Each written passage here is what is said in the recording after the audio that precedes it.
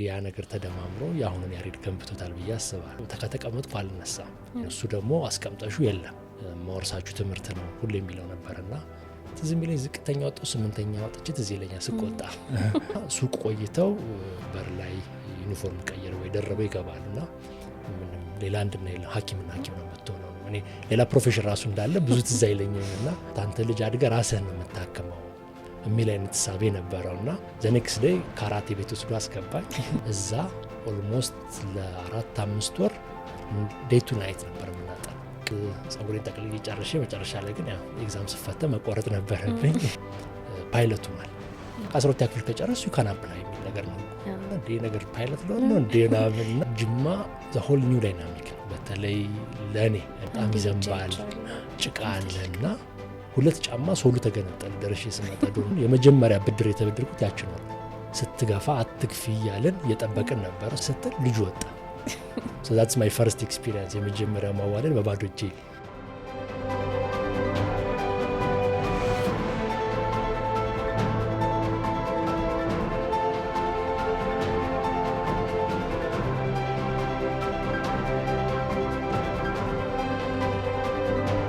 ሰላም ጤና ይስጥልኝ ውድ የላንሴት ፖድካስት ተከታታዮች፣ በየሳምንቱ አርብ ለእናንተ ውድ ተከታታዮቻችን የተለያዩ እንግዳዎችን ይዘን እንመጣለን።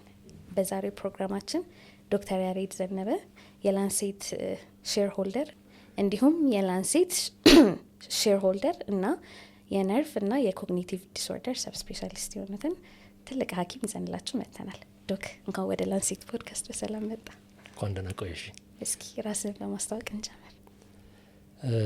እንግዲህ ብዙ ሰው ራሱን የሚያስተዋው ከስራው አንጻር ነውና ዶክተር ያሬድ ዘነበ እባላለሁ። በሙያዬ የነርቭ ሕክምና እንዲሁም በኮግኒቲቭ ኒውሮሎጂ ደግሞ ሰብ ስፔሻሊስት አድርጌ በዋናነት በላንሴት ሆስፒታል ያው የነርቭ ክፍሉን በመምራት እንዲሁም በመስራችነትና የድርጅቱ አባል በመሆን አገለግላለሁ። ከዛ አልፎ ግን አባት፣ ባል፣ የወንድም ሆኜም እንደዛም እኖራለሁ ማለት ነው። በጣም ደስ ይላል። ለየት ያለ ራስን ማስተዋወቅ ነው። እስኪ ወደ ኋላ እንመለስና የት ተወልደህ አደግ? ስታድግ ምን አይነት ልጅ ነበርክ? እንግዲህ ልጅነቴ ተወልጄ ያደግኩት አዲስ አበባ ነው። በተለምዶ ልደታ 01 ቀበሌ የሚባል አካባቢ። እንግዲህ መካከለኛ ገቢ ካላቸው ቤተሰቦች እንደ ማንኛውም ልጅ ያው ሰፈር ውስጥ ተጫውተን ከማለት ህጻናት ጀምሮ ሩቲን የሚባለው የኢትዮጵያ አይነት ህይወት ነው ያሳለፍኩት። ያው የነበረው ልዩነት ምንድነው? ያው ለትምህርት የሄድኩባቸው ቦታዎች እዛው አካባቢ በተለይ ጌጃ ቃለ ህይወት የሚባል እስከ 2ኛ ክፍል እዛ ነው የተማርኩት። ከዛ ቤተሰቦቼ ሌላ ሰፈር ሪሎኬት አደረጉ። በዛ ምክንያት ትምህርት ቤት መቀየር ነበረብኝ። ያን ተያይዞ ሰፈር ስንቀይር ወደ አየር ጤና አካባቢ ተስፋ ድርጅት የሚባል ትምህርት ቤት ገባው። እንግዲህ ቤት ውስጥ የመጨረሻ ልጅ ነኝ። አንድ ታላቅ ወንድምና እህት አለኝ። ያው እንግዲህ እንደ ታናሽ ልጅ ብዙ ኃላፊነት ይኖርብሻል፣ አንዳንዴም እድል አለው። እንግዲህ ያ ነገር ተደማምሮ የአሁኑን ያሬድ ገንብቶታል ብዬ አስባለሁ። በጣም ደስ ይላል። ስታድግ ምን አይነት ልጅ ነበርክ? እንግዲህ ትንሽ የኔ እንግዲህ ቦሪንግ ይመስላል አንዳንዴ። ለምን በጣም ቤት ውስጥ የምወደደው ምንድነው ከተቀመጥኩ አልነሳም። አታር ከተባል ካላረግም ብዙ ጊዜ የሚነገረኝ እንደዛ ነው። ጥሩ የሚባለው ልጅ አይነት ነኝ። ያ ደግሞ ከወንድሜ አንጻር ተቃራኒ ነው። እሱ ደግሞ አስቀምጠሹ የለም እና በጣም በቃ ሂዝ ኖቶሪየስ እና ቤት ውስጥ ያልፈታው ኤሌክትሮኒክስ ያላረገው ነገር የለምና እኔ እሱን ከኋላ ማየት ነው እንጂ ኢንቮልቭ አላረግም። እሱ ሲቀጣ እሱ ሲቆጣ ስለማይ ያ ሞር ወደ ጸባየኝነቱ እንዳዘነብል ሞር ግን ትምህርቴም ላይ ደግሞ ጥሩ አስተዋጽኦ የፈጠረው እሱ ይመስለኛል። በጣም ወላጆቼ ትምህርትን አጠንክሬ እንዲይዝ በተለይ አባቴ መወርሳችሁ ትምህርት ነው ሁሉ የሚለው ነበርና ምንም ሌላ የህይወት ፓዝ እንደሌለና መማርና መማር ብቻ እንደሆነ ነበር ማቆሶ። ብዙ ጊዜ ያው በጣም ቡኮር የሚባል አይነት ሰው አይደለሁም፣ ግን አነባለሁ። አካዳሚካሊ ያው ጥሩ ነበርኩ የሚባለው ያ ነገር ረድቶኛል። ከዛ ውጭ ግን አላፈን ያው እንደ ልጆች ወጥተን በተለይ ያደኩበት ሰፈር ልደታ ያው ኮሚኒያል ማህበራዊ ኑሮ ጥሩ ነው። ብዙ ተቀራርበሽ ስለምትኖሪ ከሰፈር ልጆች ጋር እንወጣለን። እዛ ወንዝ አለ፣ ጸበል አለ፣ መከላከያ ግቢ አለና እዛ እየሄድን በጣም የሚገራርሙ የልጅነት ታሪኮች ነበሩንና ያው ማታ ደግሞ ተደብቀሽ ቤት እንዳልሆንሽ ለመታወቅ የሚሞከሩ ነበሩ። ያ ነገር በጣም ገንብቶኛል ብዬ አስባለሁ ዛሬ ማንነቴ። በጣም ደስ ይላል። የትምህርት ቤት ጊዜ እንዴት ነበረ? ጎበዝ ተማሪ ነበር? ክላስ ውስጥ ትሳተፍ ነበር? ማትረሳው አስተማሪ ካለ? እንግዲህ እንዳልኩሽ ነው ኤሌመንተሪስ መጀመሪያውን 2 አመት ስንማር እንግዲህ አንደኛውና ሁለተኛ ክፍል መሰረት ስማር ሞር ስትሪክት የሆነ ትንሽ ትምህርት ቤት ነው። ትምህርት ቤት መሄድ መምጣት ነው። ብዙ ኤክስፒሪያንስ አለ። ከዛሬ ሎኬት አድርገን ተስፋ ድርጅት ስገባ ትምህርት ቤቱ በጣም ሰፊ ነው። ግቢው በጣም ትልቅ ነው። ከትምህርት ቤት ጎን ብዙ ኤክስትራ ካሪኩላር አክቲቪቲዎች አሉትና ያ ምን ሰጠን ትምህርቱን ብቻ እንዳናይና ከዛ ውጭ ያሉ ነገሮች በተለይ ትምህርት ቤቱ ደግሞ ይሄ አዳሪ ትምህርት ቤትም ስለነበራቸው ተማሪዎች ከነሱ ጋር ኢንተራክሽን ነበረን። ሶ ትምህርቱ በራሱ የነበረው ጥራት አለ። የሚጠቅምሽ ትንሽ አንድ ክፍል አንድ ሴክሽን ነው ያለው። የተማሪ ቁጥር የተገደበ ነው። ሶ ስንገባ ከነበር ነው እስክንወጣ ድረስ ኦልሞስት አንድ አይነት ተማሪ ነው የሚወጣ የሚገባም ትንሽ ነው እና ስቲል አሁንም በቅርብ ጓደኛ የሆኑት አንዳንዶቹ ከዛ አብረን ያደገ ልጆች ነን እና ያ የፈጠረው ቦንድ አለ። ትምህርት ላይ እንግዲህ እንዳልኩሽ ነው በጣም ብዙ ስለማላስቸግር ቤት ገባው። አብዛኛው ስራዬ ማጥናት፣ በጣም ኳስ ወድ ነበረ ትዝ የሚለኝ እና ሁሌ ጦርነቱ ጫማ ቀደድክ፣ በጣም አልቦ ትመጣለ፣ በጣም ረብሻ ነው እና ያ ቤት ትንሽ እንትን ነበር። ግን ያው ልጅ ነሽ ገባሽ ዩኒቲ ኤክስፒሪየንስ ዛት የታገልሽም የተደበቅሽ ቢሆን ታረጊዋለሽ። በዛ ፕሮሰስ እንግዲህ የመጀመሪያውን ኤሌመንተሪ ስኩል የሚባለው ነው እስከ 8ኛ ክፍል ያለውን ተስፋ ድርጅት ነው የጨረስኩት። አካዳሚካሊም ጥሩ ነኝ። እንግዲህ ትዝ የሚለኝ ዝቅተኛ ወጣው 8ኛ ወጥቼ ትዝ ይለኛል ስቆጣ እንዴት እንደዚህ ትወጣለህ ተብዬ ብዙ ጊዜ ከ1 እስከ 3 እንደዚህ ባለው ውስጥ ጥሩ አካዳሚካሊ ነበር ነገር አለ። ከዛ እንግዲህ ቅርብ ነው ከቤታችን ትምህርት ቤቱና ብዙ ጊዜ ወክ አድርገን ነው የምንሄደውና 8ኛ ክፍል ስጨርስ አብዛኞቹ ጓደኞች እዛው ለመቀጠል ነው ያሰቡት። እኔና አንድ ጓደኛዬ ግን እንዴት እዚህ ሰፈር ማለት የሆነ የታፈነ አይነት ስሜት ነው ያለና በጣም ኤክስፒሪየንስ የለም። ደግሞ ካደኩበት ሰፈር አንጻር ኤክስፕሎር ማድረጉንም ፈለኩና እንዲሁ በልጆች ስናጠያይቅ አዲስ ከተማ የሚባል ትምህርት ቤት እንደዚህ አይነት ነገር ይቀበላል ሃይ ስኩል ላይ ተባለ። ለሰፈራችን ሩቅ ነው እንግዲህ አየር ጤናና አዲስ ከተማ ሩቅ ነውና እዛው ሳር ቤት አካባቢ ደግሞ ከፍተኛ 3 ወይም ኤስኦኤስ የሚባል ትምህርት ቤትም አለ። ሶ ብዙዎቹ እንደ አማራጭ እሱን እንደ ሁለተኛ አማራጭ ካልሆነ ደግሞ እዛው የተነበርንበት ትምህርት ቤት መቀጠል ነበረ። እኔ ግን ኢንሲስት አረኩ በፍጹም እዚህ አካባቢ መራሴን ማየት አልፈልግም ብዬ በራሴ ነው እጄ ጠይቄ ሬጅስትሬሽኑ መችናም ብዬ ለቤት ስነግራቸው ትንሽ ሄዚቴት አረጋ አባቴ። ያም ሆኖ ግን መጨረሻ ላይ ተቀብሎ ሀሳቤን ጆይን አረኩ። ትልቅ ለውጥ አመጣ ብዬ የማስበው አካዳሚክ ኬሪየር ላይ አንዱ ያን ትምህርት ቤት ጆይን ማድረጌ ነው። ለምን አንድ በጣም ኮምፒቲቲቭ ነው ትምህርት ቤቱ። በተለይ ብዙዎቻችን እንደምናውቀው ጥሩ ውጤት ያላቸው ስኬታማ ልጆች ይወጡበታል።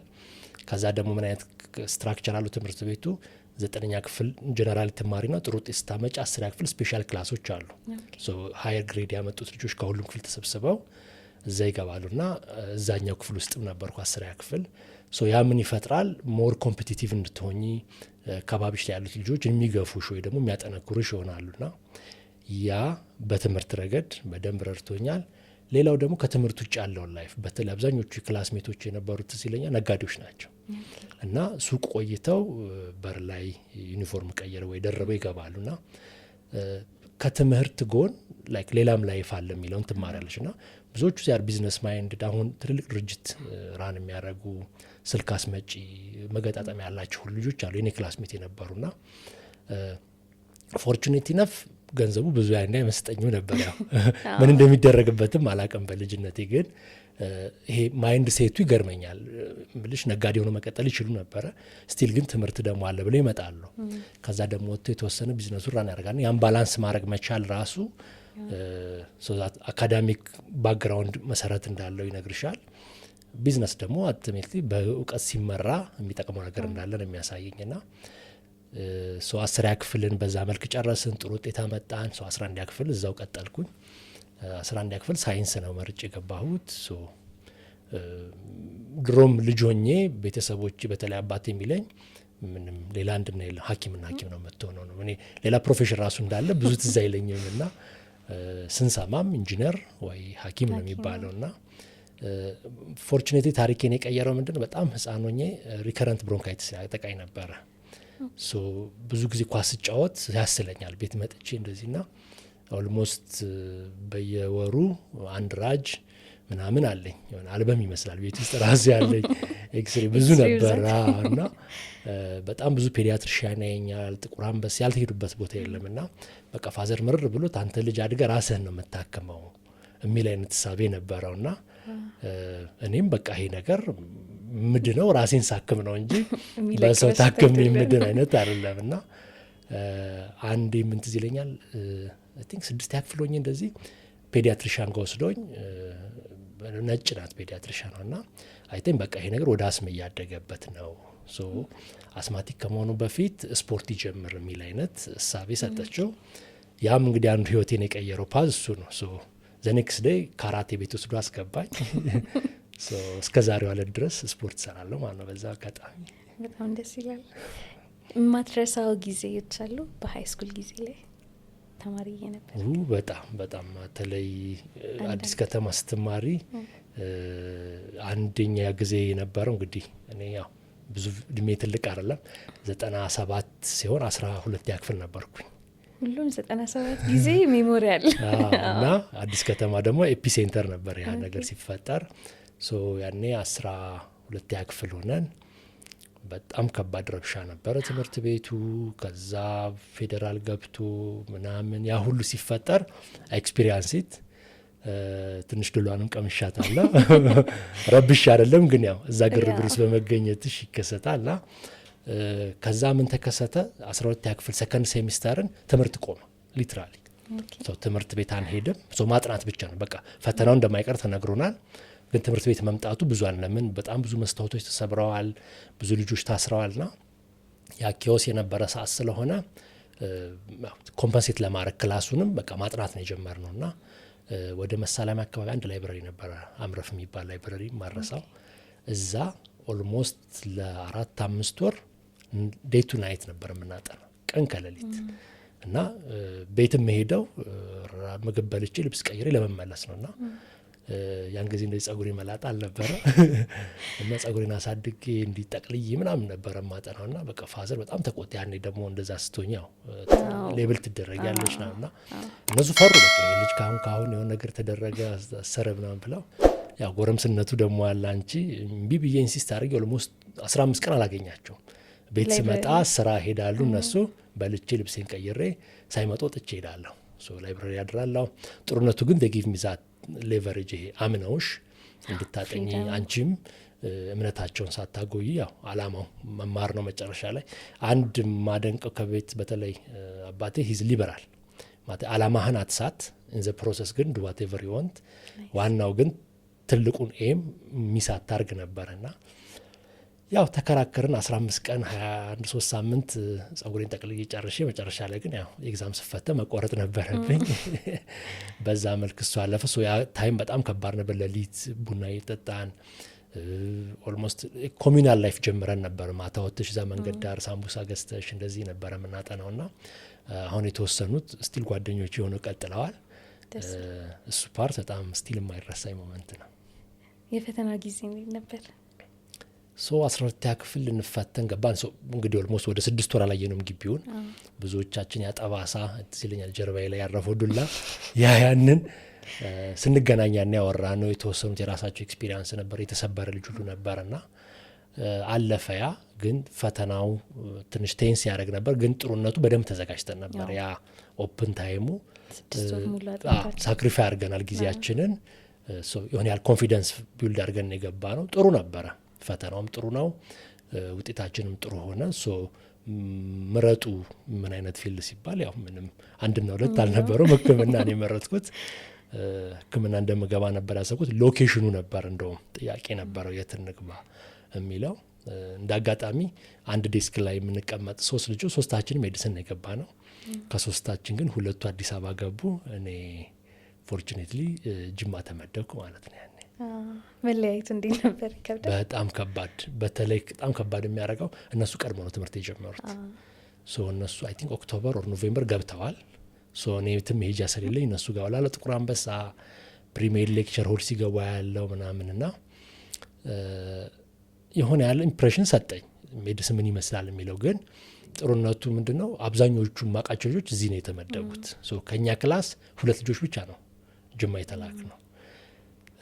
ሶ ያ ትንሽ አስጨንቆኝ ነው። ምክንያቱም ያኔ ደግሞ የነበረው ቫይብ የነበረው ሁኔታ ምናምን ስሳይ ቦሬ ያስፈራ ነበርና ያን ጊዜ አንድ የተለየ አጋጣሚ ማስታወሰው ምንድነው ይሄ ተፈትነን ውጤት እስኪወጣ ድረስ ፍሪ ታይም አለና በዛ ሰዓት እንዲሁ ሰፈር የወንድሜ ጓደኛ ፓይለት ሆኗል እና እንዲህ ሲወራ አየር መንገድ እኮ እንዲህ ጀምሯል እና ጆይን ማድረግ ትችላላችሁ ምናምን ሲል ዝም ብለን ሂደን ጠየቅን። ስንጠየቅ በቃ 12ኛ ክፍል ከጨረስ ዩ ካን አፕላይ የሚል ነገር ነው ህጉ።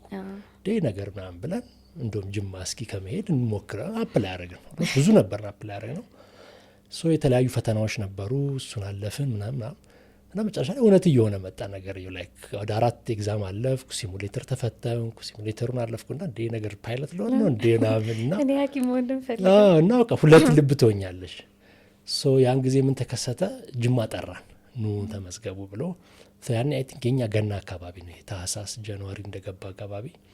ከዛ ምን ሆነ ጅማ ሄድኩኝ ልመዘገብ።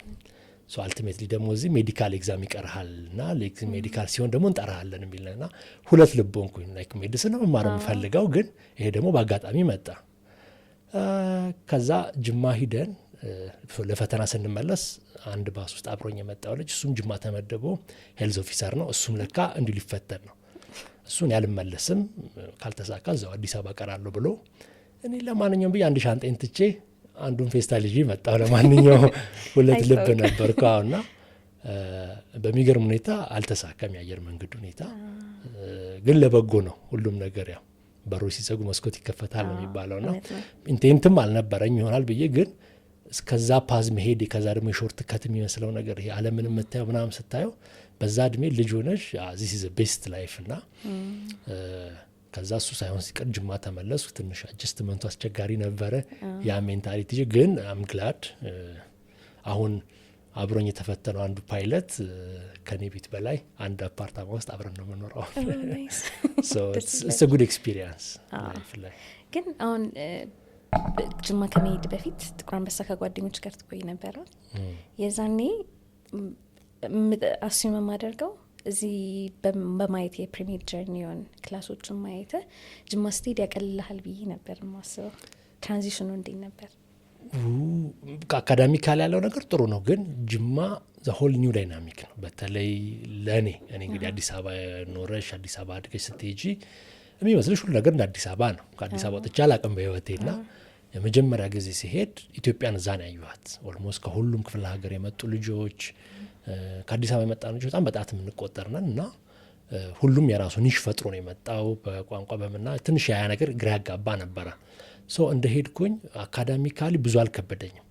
ሲንክ ማድረጉን ከላይፉ ጋር በጣም ግቢው ትልቅ ነው። የተመደብንበት ዱር በጣም ሩቅ ነው። ጅማ ምናልባት ሰምተሽ ከሆነ በጣም ይዘንባል፣ ጭቃ አለና ዶርም ተመድበን የተመደብኩበት ዶርም አባጅፋር ይባል ነበር። ገና አዲስ የተሰራ ነው፣ መንገድ ራሱ የለውም። ሶ እኛ ገብተን ይሄ ታህሳስ ጠረካ በጣም ይዘንብ ነበር። አይ ቲንክ 2 ጫማ ሶሉ ተገነጠለ። ደረሼ ስመጣ ዶርም በቃ ማለት የማይሆን ነው ጭቃውና አንድ ጓደኛዬ ሃይ ስኩል አብሮኝ ነበር፣ ወንድሙ እዛ ሰርዲር ነው ኤፍቢ፣ የእነሱ ዶርም ቀረብ ይላል። ሶ እኛ ጋር እኮ አንድ ባዶ አልጋ አለ ምናምን ብሎኝ እነሱ ጋር ጆይን አረግኩ። እነሱ ሰርዲር ተመራቂ ናቸው። ሶ ያች ፕሪሜዷን ላይፍ ከእነሱ ጋር ሳለፍኩ። ሶ ብዙ አልከበደኝም። ያው ማጥናቱ ትንሽ ያው ሕክምና የሚባለው ጫና የሚጀምሩ ያኔ ነው። ፕሪሜድ ደግሞ እንደምታውቂው ሰፊ ነው። ባዮኬሙ ምኑ አለ ያንን አታግለን አለፍ ነው። ከዛ እነሱ ተመረቁ። ያኔ ሀፍቱ ዲሳይድ በቃ ያን ላይፍ ደግሜ መመደብ፣ ምክንያቱም ዶርም ቀይሬ ነው የገባሁት። እነሱ ጋር ሲወጡ መልቀቅ አለብን ዶርም። ሰኔ ሲወጡ 2 ምርጫ አለ፣ ወይ ወደ ተመደብኩበት ዶርም መሄድ ወይ ደግሞ ሌላ አማራጭ መውሰድና ያኔ ወሰንኩኝ። በፍጹም አልኩኝና ነን ዶርሚተሪ ነን ካፌ ይሆናለሁ ብዬ አፕላይ አረኩ። አንድ ጓደኛዬ ልክ እንደኔው እሱም ይሄን ሀሳብ አስቦ ነበረ። ከሀይ ስኩል ጀምሮ እንተዋወቃለን። ለምን ሩሜት አንሆንም ተባለን። በቃ ከግቢ ወጥተን ቤት ተከራየን። ናይስ። የዶርም ላይፍም ቤዚክሊ ብዙም ኤክስፒሪየንስ አለ። የእነሱ ያቺ 6 ወሯ ላይፍ ነበረች ከነሱ ጋር። ከዛ በኋላ ለምን ምንድነው አንዱ የራስሽን ፓተርን ምክንያቱም አሁን 6 ዓመት ልንቆይ ነው እዚህ ግቢ ስንቆይ እንግዲህ ስትራግሉ ትምህርቱ ብቻ አይደለም ላይፉ ሲቹዌሽኑ አለና ለምን ላይፍ እናከብዳለን ያንኛውም የራሱ ኦፕሽን ኖሯልና ግን አምግላድ ያን መወሰኔ ለምን ማኔጅ ማድረግ ማለት ያን አሁን ቤት ተከራይተን ስንወጣ ቤት አያውቁ ሊትራሊ ምናልባት ስመረቅ ነው ያወቁት ዛሬ አይደለም ግን ስትወጪ እንግዲህ ያው ሳሌን ገዛን ፍራሽ ገዛን ሌላ ነገር የለም ታዩ ምንም ለግዠሪ አይደለም እና ቤት ኪራዩን ለሁለት እንካፈላለን ያ ሲሆን የመጀመሪያ ብድር የተበደርኩት ያችን ወር ነው ምክንያቱም ሾርት ኦፍ መኒ እስከዛማ ዶርም ነሽ ምንም የሚያሳስብ ነገር አልነበረም ያኔ በቃ ሾርት ኦፍ መኒ ምክንያቱም ኤክስትራ ውጪ ናቸው እነኚህ ነገሮች ስናስበው ደግሞ ነን ካፌ ነን ውጭ መብላት ደግሞ አያዋጣም ስለዚህ ድስትም ምንም ገዛዛንና ጅማ ጥሩ ነው ክሰል በጣም በርካሽ ይሸጣል በአህያ ምናምን እያዞሩ የአካራጁን ሰዎች ሱቅ ነገር አላቸው እነሱ ለራሳቸው ሲገዙ ለእኛም እንዲገዙ ልናረግን ሰራተኛ ቀጠርን ምግብ ማምሰል ተጀመር ዘኔክስ መንስ ስታብላይዝ አረግን በቃ እንዴት ወሩ እንደሚያልፍ አወቅን ከዛ ማጥናት ሲኖርብኝ ያጠናለሁ ማረፍ ሲኖርብኝ አርፋለሁ ይሄ ክራውዱ ያንከተለ ድሮ አሁን ዶርም ስትሆኝ ምን አለ ክላስ አልቆ ሁሉም ተማሪ ላይብራሪ ሲሄድ መሄድ አለብሽ you feel like የቋህ ላይ ቀረሽ እንዳይመስልሽ ወይ ደግሞ ተዘናጋሽ ይመስልሻልና ያ ፍርሃት ነበር አሁን ግን ማጥናት ካለብኝ ቁጭ ብዬ ሌሊቱን አድራለሁ ማረፍ ካለብኝ ደግሞ ቁጭ ብዬ ፊልም ሳል ማምሸት እችላለሁና ያንን ታይም በራሴ ፔስ እንደሄድ አረጋኝ ኦፍ ኮርስ የራሱ ድሮባክም ነበረው ከዶርም ላይፍ ያርቅሻል ሰርክልሽ ይጠባል የምታገኛቸው ልጆች ይቀየራሉ ግን ቢሆንም ሰማይ ፊል ኮምፎርታብል በተለይ የምበላው መምረጤ በተለይ ካፌ ነበረው ስትራግል ሁላችንም እናውቀዋለን እና ያንን ካፌ መሆኑ የራሱ አድቫንቴጅ አለው ያ ደግሞ ሰራተኛ ቀጥረሽ አስቤዛ ገዝተሽ ምናምን ደግሞ የሚለው ይሄ ፋይናንስ ማኔጅ ማድረግ የሚችለዋንም በትንሹም ቢሆን ተለማመድኩ ያ ምን ፈጠረልኝ early exercise ከትምህርቱ ጎን ለጎን ላይፍን ማኔጅ ማድረግ ጀመርን በዛ መልክ 6 ዓመት ጨረስኩ 6 ዓመት ግን በዛ መልክ ስናሳልፍ የራሱ ቻሌንጅ ነበረው ጅማ መኖር አንዳንድ ከባባር ነገሮች ነበሩት ግን ትምህርቱን በዛ ላይ እንደምታውቂው ህክምና ቀላል አይደለም ጅማ ደግሞ ትንሽ ቴንስ ነው አዲስ አበባ የነበረኝ ኤክስፒሪየንስ በቃ ተማር ስትወጪ ቤትሽ ነሽ ምንም ሀስል የለው እዛ ጠባብ ስለሆነ ከተማው ኦል ኢንተራክሽንስ ይታያሉ ከተማው ተሽ ምናልባት በወራ እንዲ ብር ሲላክ በዛ ወራት እንብላ ይባላል ስትገቢ ግን ሲኒየሩ ቁጭ ብሏል እዛ ወይ ምናና ያ ፍርሃት አለ ድብብቆሽ አለ እና ደግሞ ዘይ ቴክ ኢት ሲሪየስ ያን ነገር እነሱም እና ትንሽ ከትምህርቱ ጎን ለጎን ከባድ የነበረው ይሄ ሶሻል ላይፍ ና እንትኑ ነው ግን እድለኛ ነን ጥሩ ነገር አይተን ወጥተናል ብዬ አስባለሁ አሁን ሳስበው ፕሪሜድ ከሜዲካል ጀርኒ ውስጥ ቀለል ያለው ፓርት እሱ ነው ትንሽ ጊዜ ነች ቀለል ትላለች እና ላንተ ሁለቱንም ትራንዚሽን ያደረግከው ትምህርቱን በሚቀየርበት ጊዜ ነው and then ላይፍም አንድ አዲስ እየተማርክበት የምትመጣበት ጀርኒ ነው እና ሁለቱን አንድ ላይ ማስኬዱ አይከብድም ነበር ለብቻው ሙቭ አድርገህ ነው ያለኸው ከዛ ደግሞ ትምህርቱ ሳይንሱ እየጠነከረ ይመጣል ግን የሚገርምሽ ግሬዴንም ሳየው ሌሎች ነገሮችንም ሳየው ከዛ በኋላ ነው የተሻልኩት ምክንያቱም ፕሪሜድ አንድ you are like ምንድነው ይሄ ኒው ቱ ዘ ፊልድ ነሽ በቃ ምን እንደምታጠኝ ምን እንደምታሪ አይገባሽም ሲኒየርም ስጠይ ካንቺ በላይ ጋይድ የሚያረጉሽ ነገር በቃ ማጥናት እንዳለብሽ ነው እንጂ ፊልዱ ቲፒካል ሜዲሲን አይደለም ሜዲሲን የሚመስሉ ናቸው እንጂ ወይ ባክግራውንድ ናቸው እንጂ እና ኬሚስትሪውን ታጠኛለሽ ባዮሎጂ ምንና ትንሽ we are lost ብዬ አስባለሁ ጥሩ ያልነበረው ግሬዴም ሳየው እሱ ነበረ ልክ ስወጣ ምን ሆነ አንድ ታይም ፔስ ሆንኩ የራሴን ጊዜ ማኔጅ ማድረግ መቻል ለመድኩ ምን ማንበብ እንዳለብኝ እና ይሄ ደግሞ ያልኩሽ ሩሜት የነበረው ልጅ he's a good friend ከድሮ ጀምሮ ስለምንተዋወቅ ማጥናት ብቻ አይደለም you have that dialogue አለው ትምህርቱ ነገሮችን ለመረዳት እንደዚህ አቅልሎልናል በዛም ማራጭ ከዛ በኋላ የነበረው ግሬድ ነው በጣም የተሻሻለ ፊልዱን በደንብ እየተረዳሽው እየወደድሽው ትይዣለሽ ጥሩነቱ ከላይብረሪና ከክላስሩሙ ቤቴ ይቀርባል ዶርም ከመሄድ ላይብረሪ አምጥቼ ወደ ቤት ወክ ባረግ it's shorter ለኔ ስለዚህ በዛው ጥጪ ደርም ከመሄድ ያለው ርቀትና ግቢ በጣም ትልቅ ስለነበረ ያንን ቻሌንጅም በሆነ ያህል አንድ ላርገናል በዛ ወይ ብቻ ከዛ በኋላ የነበሩት አመታት ፕሪሜድም ክሊኒካል ይሮቹም በጣም ደስ ቢሉ ደግሞ ምን አጋጣሚ ገጠመን ልክ ኢንተርንሺፕ ሲቱ ሆነው ደግሞ የወጡ ልጆች እዙ አካባቢ ነበሩ። ሄድ ኦፍ አስ ስለሆኑ ከእነሱ ጋር ጊዜ ማሳለፍ ሲመጣ ብዙ ፕራይም ያደርጉሻል፣ ይነግሩሻል ምን እንደሚጠበቅብሽ፣ ትምህርቱም እንደሚመስል ወደፊት ብዙ ነገር እያይሽ ትሄጃለሽ እና ያ ምን እድል ሰጠን። በጨለማ አይደለም የምንማር ካሁን በኋላ ምን እንደሚጠብቀን እናያለን፣ ምን ላይ ማተኮር እንዳለብሽ ይገባሻል። ያ ነገር ብዙ ነገሮችን ስሙዛፕ አረገና መጨረሻ ላይ እንግዲህ ሐኪም ሆነን ወጣን ማለት ነው። ከጅማ ኳስ ትወድ ነበር በጣም? ግቢም ቀጠለ ወይስ?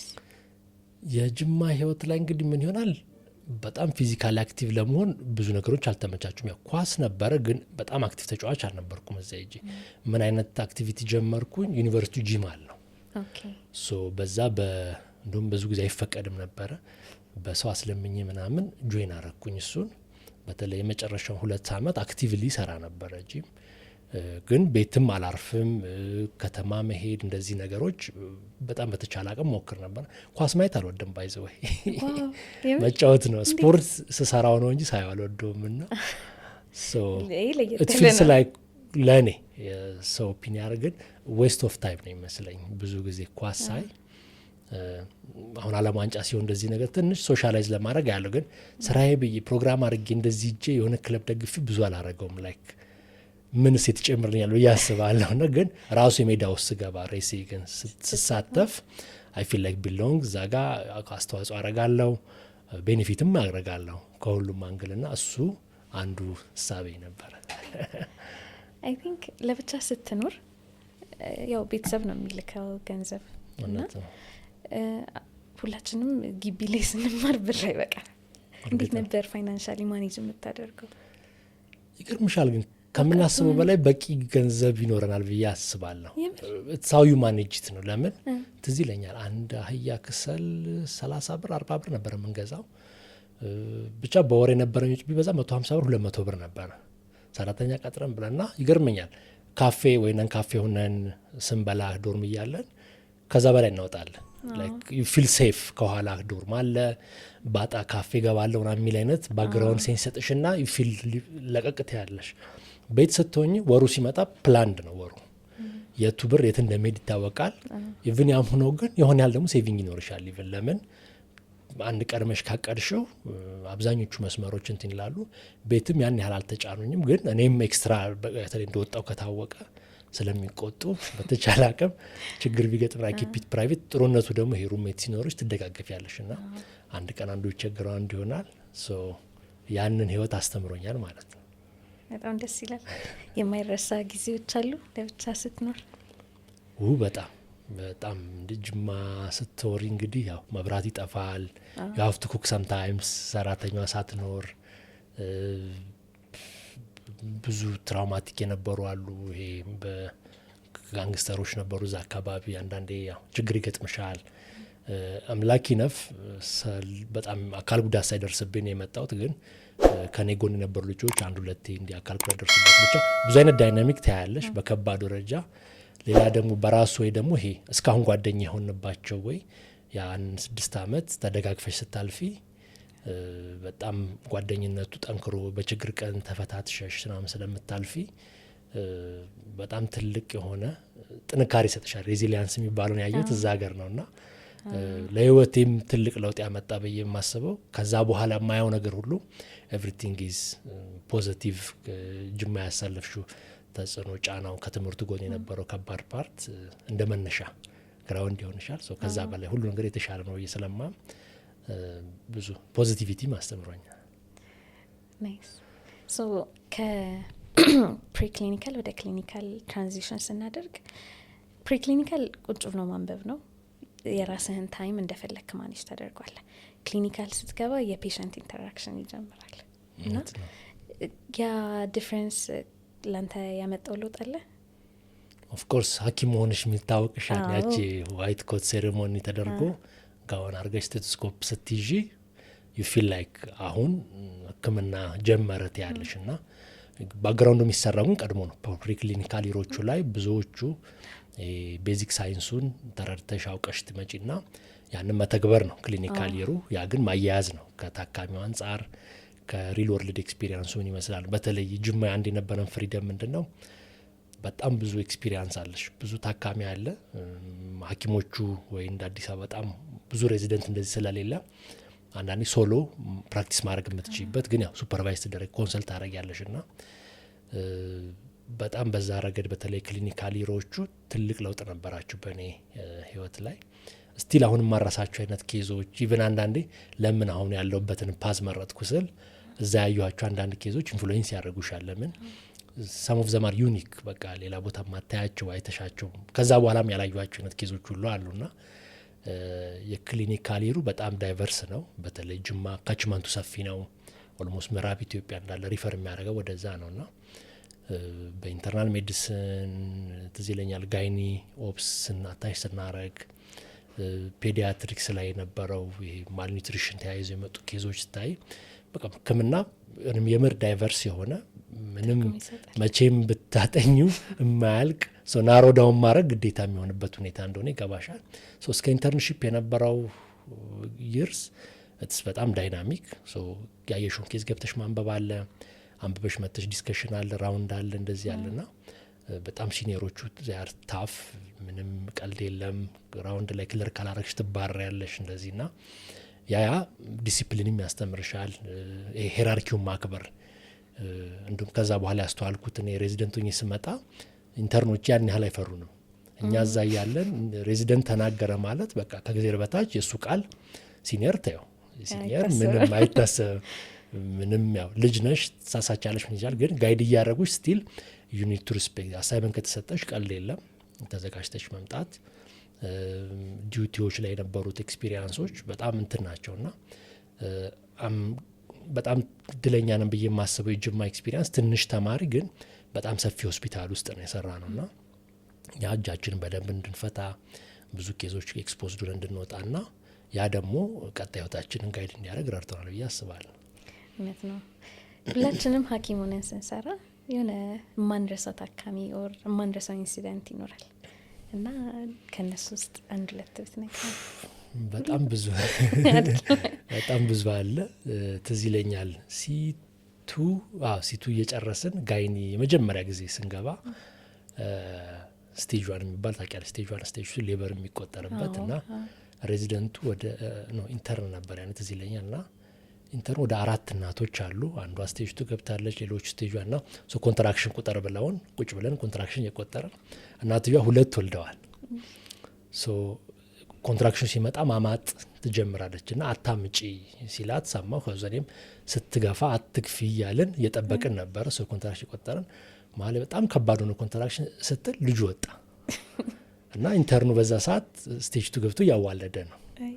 በቃ በእጃችን ያዝን ልጁን ሂደን ጓንት የለ ምን የለ ከዛ ትብቱን ይዘን ምን ብለን ያው ከዛ ኢንተርኑ ተጠራ፣ ጋይድ አረገን። ዛትስ ማይ ፈርስት ኤክስፒሪየንስ የመጀመሪያው ማዋለድ በባዶ እጄ ኤክስፒሪየንስ ያረኩት እዛ ነው።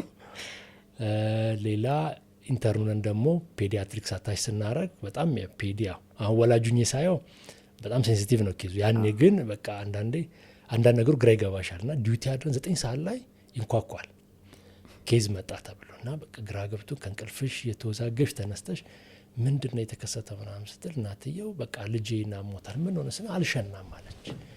እንዴ አልሸናም መች ነው የሸና? ሊተኛ ሲል ሸንቶ ነው የተኛ። ታዲያው ምን ይሁን የምትይው? በቃ ለምን አልሸናም በዚህ ሰዓት ትላለች። አረ በቃ ጠዋት ካልሸና ነይ እና በቃ የሚገርም የቤተሰብ ጭንቀት ያን ያህል ነው። ግን ልጁን አየኑ ምንም የተለየ ነገር የለውም። ግን እናትየው በቃ መደናገጥ ገርሞን አይ በቃ አረጋግተናት እሱን የላክነው ኬስ ትዝ ይለናል። እና ጅማ በጣም የሚታወቀው ትራውማ ኮመን ነው። በጣም ሰርጀሪ አታች ሳረግ በጣም የሚያስፈሩ አደጋዎች በተለይ በስታብ ኢንጀሪ በጩቤ መወጋጋት እንደዚህ የነበሩት ነገሮች ስቲል አረሳቸው። ኢንተርናል ሜዲሲንም እንደዚሁ የ110 ዓመት እድሜ ያላቸው ሰው አድሚት አርገን አክመን እናውቃለን። ትዝ የሚለኝ ኢፒኤስ የሚባል አናቅም ነበር። የዛን ጊዜ የመጀመሪያ ጊዜ ያነበብኩት ልጁ በጣም እያስመለሰው ደጋግሞ ይሄ ፕላዚን የሚባል መድኃኒት ወቅታውት መጨረሻ ላይ እጅጉ ድርቅ ብሎ ቤተሰብ ጩሁ ምን ተብሎ ምን እንደሆነ ራሱ አናቅም እኛ ያኔ እነኚህ ኬዝ ቤዝድ የሆኑት ነገሮች በኋላ ላይ ስቲል ማትረሻቸው አይነት መጨረሻ ላይ ያው መድኃኒቱ እንዳመጣ ታውቆ ሪቨርስ ተደረገ እንደዚህ ና ብቻ በጣም ብዙ ኤክስፒሪየንስ አለ ጅማ ላይ። በጣም ደስ ይላል። ሕክምና ሴንስ የሚሰጠው እና እንዳንረሳው የሚያደርገን ኤክስፖዝድ እየሆንን ፔሸንቶችን እያየን ስናልፍ ነው። እውነት ነው። ኢንተርንሺፕ እንዴት ነበር? ፈርስት ሃንድ ሆኖ ማከም። ኢንተርንሺፕ ኢትስ ዩኒክ በጣም በራሱ በቃ ለመጀመሪያ ጊዜ ፊል ፉል ብሎውን ሐኪም አንድ ደሞዝተኛ ሁለት እንደም ያኔ ትንሽ ቦርጭ ነበረች ለምን በቃ ይሄ ተማሪነቱ ጭንቀት ትንሽ ሪሊቭ ያደርጋል። ትሰሪያለሽ ታነቢያለሽ ግን ያን ያህል ቴንሳር ሞር ሃንዶን ነው እና በቃ መስራቱ ነው በብዛት ሪስፖንሲብል የሚያደርግሽ። በጣም ደስ ይል ነበር። ትዝ ይለኛል በተለይ ግቢ ውጭ የኖርኩኝ ያ ረዥም ሰዓት የማጥናቱ ካልም ሆኖ አሁን ወደ ስራ ስትገቢ የነበረው ነገር ትራንዚሽን የሚገርም ነው።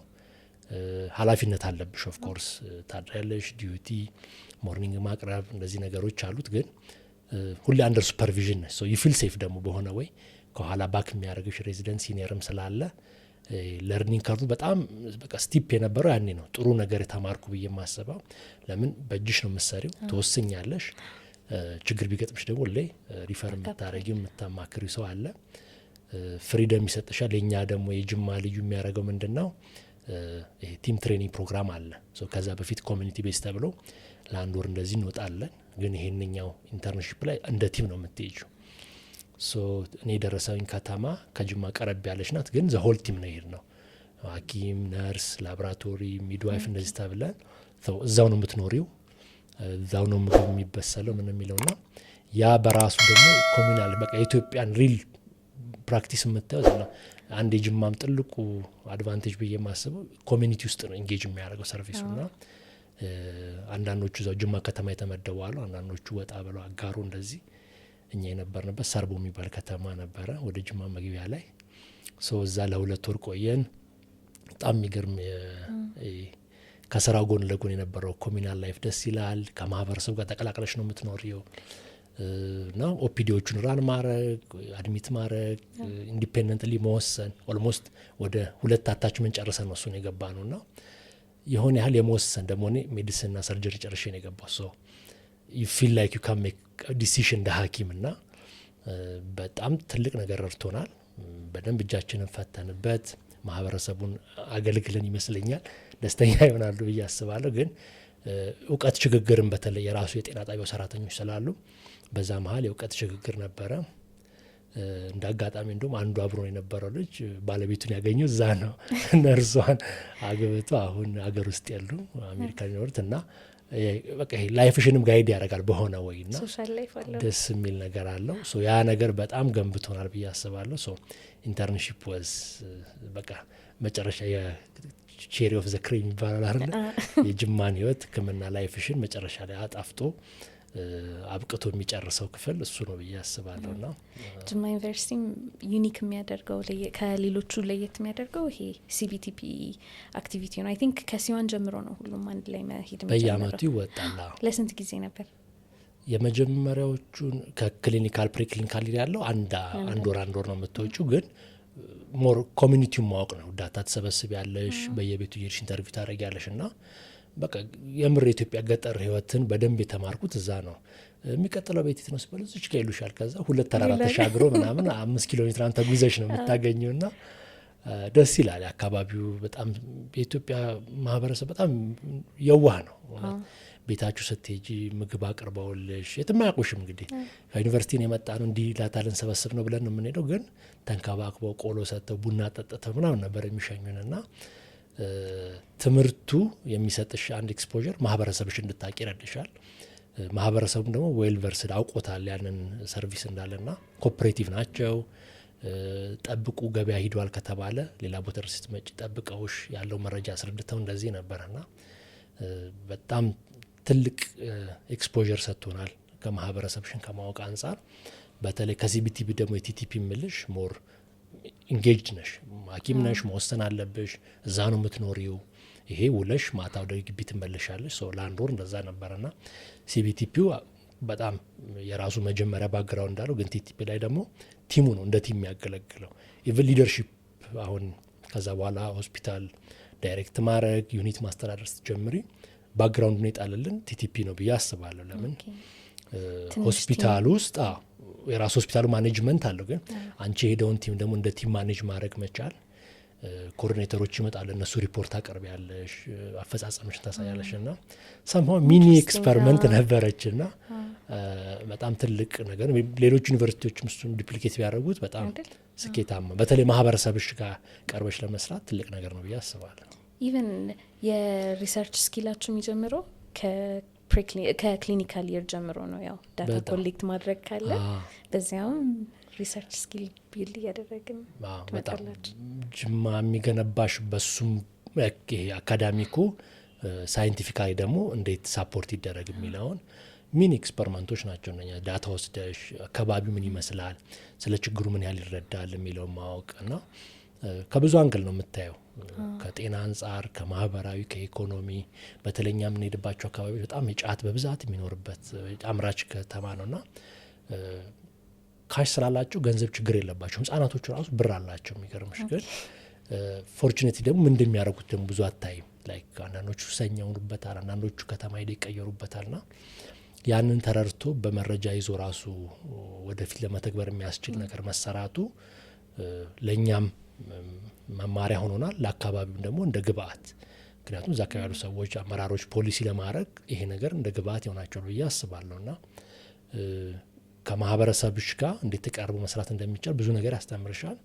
ኦፍኮርስ ከዛ በኋላ ደግሞ ለሚኖርሽ የሪሰርች ፓዝም መንገድ ይከፍታል ማለት ነው። በጣም ሙሉ ሐኪም አድርጎ ነው የሚያወጣው ማለት እንችላለን ይመስለኛል። እንደዛ ነው የሚያስፈልግ ማለት ነው። ከዛ ተመረቀን። እንዴት ነበረ? አንዳንድ አይመስልሽም መመረቅ። ለምን ኦልሞስት አብረውኝ የገቡት ባቾች ተመርቀው አልቀው መጨረሻ የቀሩት አይ ቲንክ ሎው እና ኢንጂነሪንግ ነበሩ። 4-5 አመት ተምረው ከዛ በቃ ዩ ፊል ኦልድ ግቢ ውስጥ አንቺ የምታውቂው ሰው የለም፣ ሌሎች ግን ያውቁሻል ሜቢ ሐኪም ስለሆንሽ እና ያ ትንሽ ጋፕ ይፈጥራል። ለምን በቃ ማለት በጣም ይመችሻል ላይፉ ምንም ከባድ ቢሆን ሲጀምሪው የሆነ ሰው ተመቻችቶሽ ኑሮ የሚመስልሽ እሱ ነው እና ከዛ ለካ መቀየር የሚባል ነገር አለ። ይሄ አይደለም ሪያሊቲ። አድማር ነው የመጣሁት ሶ ሃቭ ቱ ጎ አውት እና እዚህ ላይ ልመረቅ የግራጁዌሽን ቀን ቤተሰቦች መጣው ሆቴል አረፉና ከዛ ቤት ልውሰዳችሁ ብዬ ቤት አመጣኋቸው። አያውቁም ነበር እስከዛ ቀን ድረስና ሶ እንዴት እንደምኖር እንዴት እንዳሳለፍኩ ያን ያስረዳዋቸው። ያረቢት ሎስት ግራ ገባቸው ላይ እንዴት ሳናቀስካው ምናምን ብለው ያው ምንም አይ ሜድ ማይ ፖይንት መመረቅ ነበር አላማው ተምሮ ያ ሲሆን ግን በዚህ መልክ አሳልፌ ነው አልኳቸው። ዛር ግላድ ተሳምኗል ተሳክቶላል አትሊስት ከዚህ በኋላ የራሴ ህይወት ነው ያራደል ተባልኩ። ኦኬ ከዛ ምርቃቱ ጥሩ ነበረ። ዛር ሃፒ ጥሩ ውጤት ነበር የነበረን። ከዛ ጨርሰን ወደ ምደባ ሄድን ማለት ነው። ከዛ በእናንተ ጊዜ ምደባ ነበረ ለስራ? እኛ ጊዜ ምደባ ነበረ። የተመደርክ ምን ሆነ መጨረሻ ኢንተርንሺፕ ልንጨርስ አካባቢ አዲስ አበባ ዩኒቨርሲቲ ማስታወቂያ ያወጣል። ምን የሚል ሪሰርች ባክግራውንድ ያላቸው ተማሪዎች በኒውሮሎጂ ዲፓርትመንት ሪክሩት ለመደረግ የሚፈልጉ ካሉ አፕላይ እንዲያደርጉ የሚል መረጃ ደረሰን። ከዛ እሱን አፕላይ ያደረግን ወደ 20 ምናምን ነበርን ካልተሳሳትኩ አፕላይ ያደረግነው። ሶ መጨረሻ ላይ ተመርቀን ስንመጣ አዲስ አበባ ፈተና ነበረ። ተጠርተን ፈተናውን ወሰድን። ሶ እኔ ነበረኝ ሳይ በቃ ጨርሻለሁ ተመርቄ አሁን ያኔ ምንድነው ቢፒአር ትሬኒንግ ነበረ ደብረ ዘይት። ከዛ ስንመለስ ሬዚደንሲ እዚሁ አዲስ አበባ በኒውሮሎጂ እንደምቀጥል ነበረ ያነበረኝ ሂሳቤ። አንፎርቹኔትሊ ቢፒአር ላይ ምን የሚል ነገር ተነገረን፣ ከተማራችሁበት ዩኒቨርሲቲ ውጪ የምትማሩ ከሆነ አገልግላችሁ መምጣት አለባችሁ። ሶ ጅማ ተምሬ ጅማ ካልቀጠልኩ ትምህርቴን ሌላ ቦታ ቀጥታ ሄጄ ጆይን ማድረግ እንደማንችል ተነገረን። ኢት ዋዝ ዲስአፖይንቲንግ። ፕላናችን ሌላ ነበረ። ግን ጥሩ አንዳንድ ነገሮች ሲዘጉ የሚያሳዩሽ መንገድ የተሻለ ነው እና ሶ ጂፒ መሆን ነበረብን። ስለዚህ ጂፒ መምረጥ ሲኖርብን ብዙ ሰው የመረጠው ደቡብ እንደዚህ ነበረ። እኛ አማራ ክልል የመረጥ ነው። ሶ ባህር ዳር ሄድን። ባህር ዳር ደግሞ ድጋሚ ጣት ታውጫለሽ የትኛው ቦታ እንደምታገለጊ። ሶ እኔ አጣዬ የምትባል ትንሽ ከተማ ከአዲስ አበባ ወደ 270 ኪሎ ሜትር ርቀት ላይ ያለች ሲ ተብላ ለ2 አመት ላገለግል እዛ ተመደብኩ። ጥሩነቱ እዛ ስመደብ አብሮኝ የሄደ ጅማም የነበረ ጓደኛዬ አንድ ላይ ተመደብን። አጣዬ ስደርስ ደግሞ ሃይ ስኩል እና ኤሌመንተሪ ማቃው ጥቁር አንበሳ የጨረሰ ጓደኛዬ ደግሞ እሱም እዛው ተመድቦ ተገናኘን። ያ ደግሞ ሞር ላይፍን ቀለል እንዲሆን አረገልን ማለት ነው። የአጣዬ ጊዜ እንዴት ነበረ? ያው ኢንተርንሺፕ ላይ አንደር ስራህ እየታየ ነው የምትሰራው። እውነት ነው። ጂፒ ስንሆን ቶታሊ ሪስፖንሲቢሊቲ ደግሞ ሙሉ ለሙሉ አንድ ሐኪም ላይ ይሆናል ና ያ ጊዜ እንዴት ነበረ? ሕክምና ፕራክቲስ እኛ ስንገባ ትዝ ይለኛል አጣዬ የመጀመሪያው ሆስፒታል ተሰርቶ አጣዬ ፕራይማሪ ሆስፒታል እኛ ነው የመጀመሪያው ሐኪም የተመደብ ነው። ሊትራሊ በር ተከፍቶ ነው የገባ ነው። ቤቱ ተገንብቶ አልቆ ቁጭ ብሎ እየጠበቀ ነበረ ሐኪምና ከኛ በፊት ከመቀሌ የተመረቁ አንድ ልጅ ቀድሞን ገብቷል። እኛንን ቀጥሎ የመጣ ነው። አዲስ አበባዎች ገብቷል። 3ኛ የጅማ ተመራቂዎች ገባን። ሆስፒታል የተሰራው ጤና ጣቢያ ግቢ ውስጥ ነው። ዊ ሼር ዘ ሴም ኮምፓውንድ የተለያየ በር ነው የምንገባውና ሰው የሚያውቀው ጤና ጣቢያውን ነው። ሲመጡ አሁን ሐኪም መጥቷል ይባልና ወደኛ ይላካሉ። የሚያሳዝነው ግን ሆስፒታሉ ብዙ አልተደራጀም ነበር እኛ ስንገባና አንዱ የጂፒ መሆን ትልቁ ኤክስፒሪየንስ የነበረው ከማከሙ ይልቅ አድሚኒስትሬቲቭ ስራውን ማቀላጠፍ ወይ ደግሞ ማኔጅ ማድረግ ሆስፒታል ላይ ከኛ ውስጥ ነው ሜዲካል ዳይሬክተር የተመደበው። ከኛ ውስጥ ዩኒት ዳይሬክተር ይመደበው። እኔ ኢንተርናል ሜዲሲን እና ኢምፔሽንት ዋርድ እሱን እንዳስተዳድር ተመረጥኩኝ። አንዱ ኢመርጀንሲ እንደተከፋፈል ኦብስ ጋይኒም አለ። ምንም አልነበረም ሆስፒታል ሊትራሊ ሌበሩ ዋርዱ ባዶ ነበር እና ያን ማሟላት ስታፍ ማሟላት እና ኦልሞስት ግማሹን አመት የጨረስ ነው ይሄ ቤዚክ ሰርቪሱን ስናሟላ ነው። አምግላድ ጀመረ ሰርቪስ። በጣም ብዙ አድሚሽን የሚፈልጉ ታካሚዎች ነበሩ።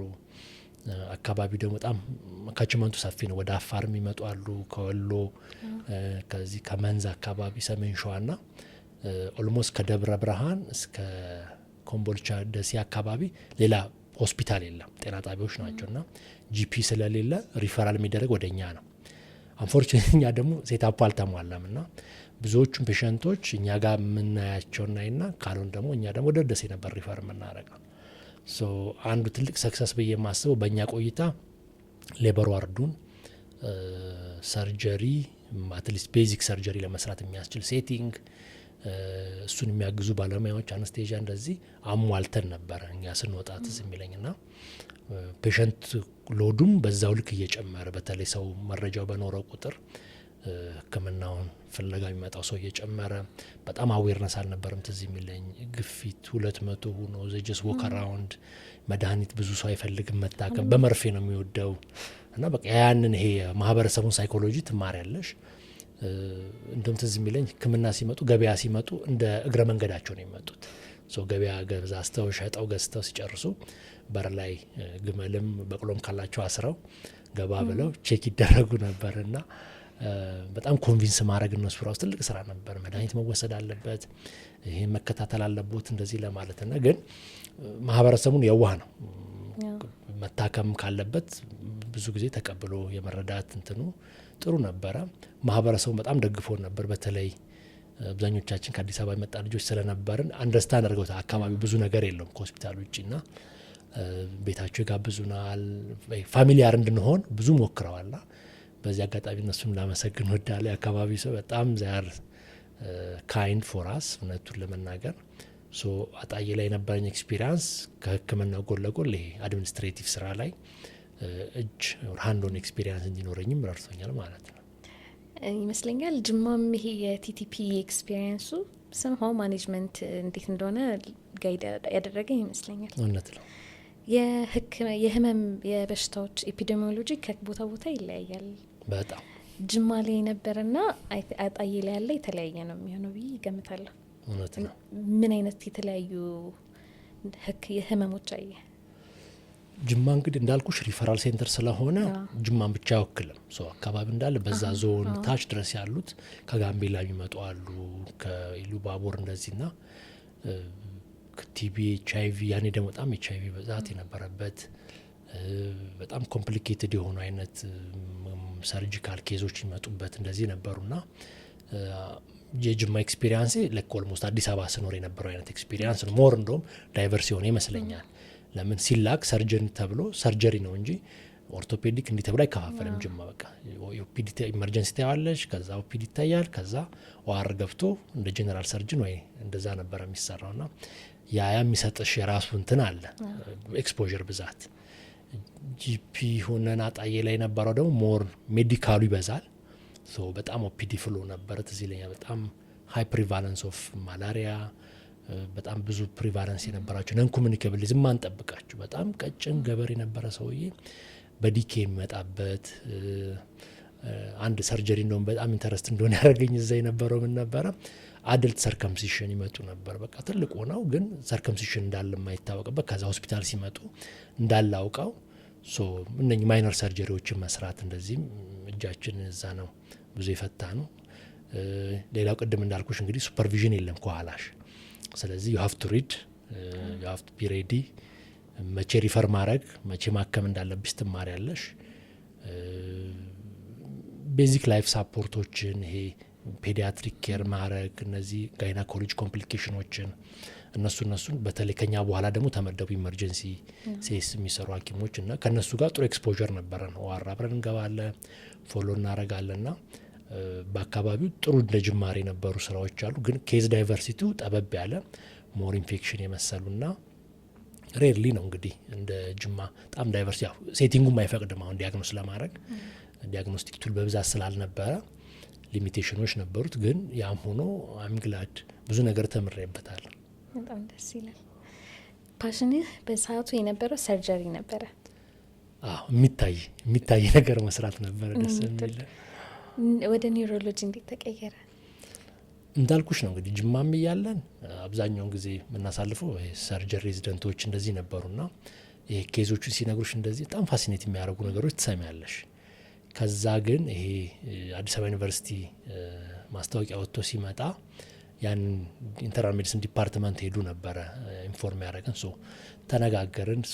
ፕሮስፔክቱ ምን ይመስላል? አሁን ሰርጀሪ እንደ ሀገር ብዙ ሰው አለ፣ ሰርጂካል ስራዎች በብዛት ይፈለጋሉ። ግን ኒውሮሎጂ ኖባዲ ነውስ። ሕክምናም ስንማር ኒውሮሎጂ በጣም ቬግ ነው።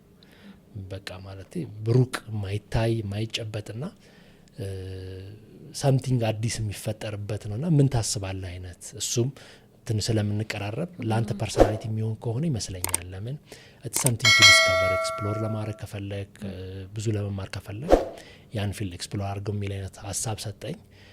እንግዲህ እንደ ሀሳብ ወስጀው ከዛ ግን ሳይም ምን ያህል ባለሙያ ያለ ምስል በጣም ኔግሌክትድ የሆነ ኤሪያ እንደሆነ ነው የገባኝና አይ ለምን ሳቹሬት የሆነ ቦታ ሂጅ ሌን ሳቹሬት ከማድረግ ዚስ ኢዝ ሳምቲንግ ኒው ቱ ኤክስፕሎር ሊየው የሚል አይነት ነው አፕሊኬሽን ነበረ። ሲከለከል ደግሞ በቃ አይ ካልሆነማ እንደውም ምን ያሰብኩት በቃ እንደውም እንደ ማንኛውም ሐኪም ዲግሪን ይዤ ልውጣና ወይ ወደ ሆነ አማራጭ ሄዳለው ነበረ። ፎርቹኔትሊ ዘ ኔክስት ይር ዩኒቨርሲቲው ጠራን። ቫካንሲው ክፍት ነው አፕላይ አድርጋችሁ ነበረ ዘንድሮ እንድትመጡ ተባልን። እድለኛ ሆኜ እንግዲህ ዲፓርትመንቱን የሚመሩት ፕሮፌሰር ጉታ እሳቸው ፋሲሊቴት አድርገው ትምህርቱን እንድንጀምር ተደረገ። ግን ውስጡ ከገባው በኋላ ግን እንኳን ገባው ነው ያልኩት እና ምንም ያልታወቀ ፊልድ ይመስለኛል። በእኛም ሀገር ሳይሆን እንደ ዓለም በሳይንስም በተለይ የአይምሮን ምጡቅነት ስታይ ምን ያህል ውስብስብ እንደሆኑ ችግሮቹን ስታይ ምናልባት በዚህ በኩል ክፍተት ሰራል። ያችን ክፍተት በትንሹ እንኳን በሞላ ምናልባት ለማህበረሰብ የሚጨምረው ነገር አለ ብዬ አሰብኩ። እንግዲህ እሱ ነገር ተሳክቶ ሲደረስኩ ማለት ከዛም ወደ አዲስ አበባ መጣ። ያኔ በቃ ሬዚደንሲ ልንማር አዲስ አበባ ገባል። ሬዚደንሲ አዲስ አበባ ዩኒቨርሲቲ እንዴት ነበር? ከስንት አመት በኋላ ማለት ነው ኦልሞስት ወደ 7-8 አመት በኋላ አዲስ አበባ ተመለስኩ ማለት ነው። ካምፓስ ገባ ያወጣሁኝ ሜዲሲን ተምሬ ጂፒ አገልግዬ ስመለስ አዲስ አበባ ተመልሶ መግባቱ እኛ ስንገባ እንግዲህ ላይፍ ተቀይሯል፣ ኑሮ ተወዷል፣ ታክሲ በሰልፍ ነው እንደዚህና ያ የራሱ የነበረው ቻሌንጅ አለ። ጥሩነቱ ቤተሰቦች እዚሁ ስለሆኑ ያው እነሱ ጋር ሆኜ ትምህርት ጀመርኩ። የመጀመሪያው አመት ትንሽ ከባድ ነው። ኢንተርናል ሜዲሲን ነው አታች የምናደርገው። ወደ አዲስ አበባ ሙቭ ስታደርግ ከዛ በፊት ለ7 አመታት የለመድከው ላይፍ አለ። ለብቻ ነው የምትኖረው፣ ራስህን ነው የምታስተዳድረው። እዚህ መጥተህ ቤተሰብ ጋር ሙቭ ማድረግ አይከብድም? እንግዲህ ከባድ ነበር። በተለይ ያው ቤተሰብ ገዝቶኝ ቤተሰብ ህግ ማካር አለብሽ፣ አንድ ሩፍ ነሽ። ግን ጥሩነቱ ምንድነው ያው ከአዲስ አበባ ዩኒቨርሲቲ አንዱን አመት በጣም ታይት ስለነበረ ስኬጁል ብዙም ትዝ አይልሽም። በቃ ስራቱ ያለሽ ማንበብ አለ ላይብራሪ፣ ከዛ ገብተሽ መተኛት ነው። ኮሚት ማድረጉም ስለራቀ ምን ሆነን ከሌሎች ጓደኞች ጋር ሆነን ቤት ተከራየን ልደታ አካባቢ። እንደ ማንኛውም ሬዚደንት በግሩፕ መኖር፣ ጠዋት በስራ ለመግባት ማታ ወጥተሽ ለማረፍ እንደ አማራጭ እሱን ወሰድን። በተለይ ሰከንድ ፈርስት ይር ግማሽና ሰከንድ ይር እንደዛ ኖርን። ሰርድ ይር ላይ ወደ ግቢ ዶርሚተሪ አግኝተን ዶርሚተሪ ገባን። እንግዲህ የመጀመሪያ አመት ትንሽ ከባድ ነበር። ኦልሞስት ኢንተርናል ሜዲሲን ስለሆነ ኒውሮሎጂ ብለን መተን ግን ሁሉንም ፊልድ እንድናጠና ነው የተደረገው። ጥሩ ነው፣ ኤክስፖዠር አለን በሁሉም አንግል እንደ ኢንተርኒስት። ከዛ ሰከንድ ይር ሰርድ ይር ደግሞ ኒውሮሎጂ ስፔሲፊክ ይሆናል። ህክምና እንግዲህ የሚለየው ከሌላ ፊልድ ነው። ሞር ስፔሻላይዝ ባረግሽ ቁጥር እየቀለለ አይደለም ሄደው ባስ እየሰፋ ባስ ፊልዱ እየሰመጠ ነው የሚሄደው እና ያ በሌላ እንግል እንድናይ ነው ያደረገ። ምክንያቱም ምናልባት ኢንተርናል ሜዲሲን ሰፊ ነው እንላለን፣ ኒውሮሎጂን ደግሞ ብቻውን ስንገነጥለው ራሱን የቻለ ሰፋት አለው። ያንን ደግሞ እንደ አዲስ ተረድተን ምን ለማለት ምንም አመቱን በቂ አልነበረም፣ ግን ኦንጎይንግ ነው ትምህርት እስከቀጠለ ድረስ ሁሌ ትታከሚ መማር አለና ከታካሚዎች ጋር በነበረን ኤክስፖዠር ጥሩነቱ ደግሞ ትምህርቱም ብዙ እኛ ሀገር ብዙ ባለሙያም ድጋፍም ስላልነበረ ይሄ ኢንተርናሽናል ኮላቦሬሽኖች ነበሩ። ስልጠናዎች የማግኘት ወጥቶ የመማር እንደዚህ ድሎች ነበሩ። ያ ሞር ኤክስፒሪየንስ እንዲኖርሽ በተለይ ደግሞ በዚህ ፊልድ ያደጉ ሀገር የት ደርሷል የሚለውን ማየት እድል ፈጠረልን። ያ ሞር ይሄ ፊልድ ራይት ወይ ቱ ሰርቭ ማይ ሶሳይቲ ወይ ደግሞ ለማህበረሰብ የምጠቅምበት መንገድ ነው ብዬ ብዙ ነገር የተማርኩበት ነው ማለት ነው። አዲስ ነገሮችንም አገኘህበት በጣም ኦኬ። በይሄ ኤክስትራ ካሪኩላር አክቲቪቲ በፊት ነበረ ስፖርት እንዴት ነበረ? አሁንም ቀጠለ ወይስ አዲስ ፓሽን አገኘ? እንግዲህ ያው ሞር ህክምና ውስጥ በቆየሽ ሳይንሱን በተረዳሽ ቁጥር አንዱ የምትማሪው ምንድን ነው ህክምና ሰርቶ ማሳያ ነው ይመስለኛል። ምክንያቱም ታካሚሽ አንቺን ነው የሚያየው አንዳንዴ እና ምንድን ነው የሀፍት ወክ ዘቶክ የሚባል ነገር አለና ታካሚን እንዲያርግ እንትን ብላ ጥሩ አርግ ስትይ አንቺም ሆነሽ መገኘት አለብሽ ሰማውና ያን ከማረግ አንጻር ያመጣሁበት ወይ ደግሞ ያደግኩበት ቅድም እንዳልኩሽ የመጣሁበት ባክግራውንድ የሆነ ያህል ረድቶኛል። በዛ አንግል ምንድን ነው ኦልሞስት ስፖርት በቀበላሁም ጠጣሁም አይደለ ስፖርት አለመስራት አማራጭ አይሆንም የሚለን እምነት ፈጥሮልኛል። ሰውነቴም አይቀበልም። በቃ ሳምንት ካልሰራ አይፊል ጥሩ ያልሆነ ሙድ ውስጥ ገባለሁ እና ያ ምን ፈጠረልኝ ሀቢት እንዳረገው ባገኘሁት አጋጣሚ እንጌጅ አረጋለሁ፣ እሳተፋለሁ ስፖርቶች ላይ ያ ለአይምሮ ጤናም ለአካል ጤናም መሰረታዊ እንደሆነ የገባኝ። በተለይ ኒውሮሎጂ ደግሞ ስገባ ነርቭ ስርዓት ከአካል ጋር አንድና አንድ ተገናኝነት አለውና አይምሮ ጤናን ለመጠበቅ የአካል ጤናን ለመጠበቅ ወሳኝ ነው። ሪሰንትሊ ደግሞ ያው አዲስ እንግዲህ ከባቢም ሲመቻች ያገኘሁት ሳይክሊንግ አዲስ ሆቢ ነው። ሬጉላር ባይክ አረጋለሁ። ባገኘሁት አጋጣሚ ግሩፕ አለን እሁድ ማውንቴን ባይኪንግ ኦልሞስት አዲስ አበባ ውስጥ እና አዲስ አበባ ዙሪያ ያሉትን ተራሮች አብዛኞቹን በሳይክል ወጥቻ አይቻቸዋለሁ ማለት ነው። ደስ ይላል። በጣም አድቬንቸርስ ነው፣ ለየት ያለ አክቲቪቲ ነው። ብዙ ሰው የለም ግን ትንሽ ግሩፕ ሆኖ ግን በጣም ኢንተረስቲንግ የሆነ እንትን አለውና ከተማ ውስጥም አሁን ኮሪደሩ ተስተካክሎ መንገዱ ጥሩ ሆኖ ብዙ ሰው በእግር ሲሄድበት ነው የማየውና እናደኛል አንዴ ዋይ ኖት ለምን። ምክንያቱም ሌላው ሀገር በአጋጣሚዎች እጅ ሳይ ባይኪንግ ሩቲን በቀን ሰው ስራ የሚሄድበት አይተን ከሆነ አምስተርዳም እንደዚህ ሆላንድ ውስጥ ፓርላማ አባላት ፕሬዚዳንቱ ጠቅላይ ሚኒስቴሩ ሁሉ ሳይቀር በሳይክል የሚንቀሳቀሱትና አንድ ኮስት ኢፌክቲቭ ኤንቫይሮንመንታል ፍሬንድሊ ነው።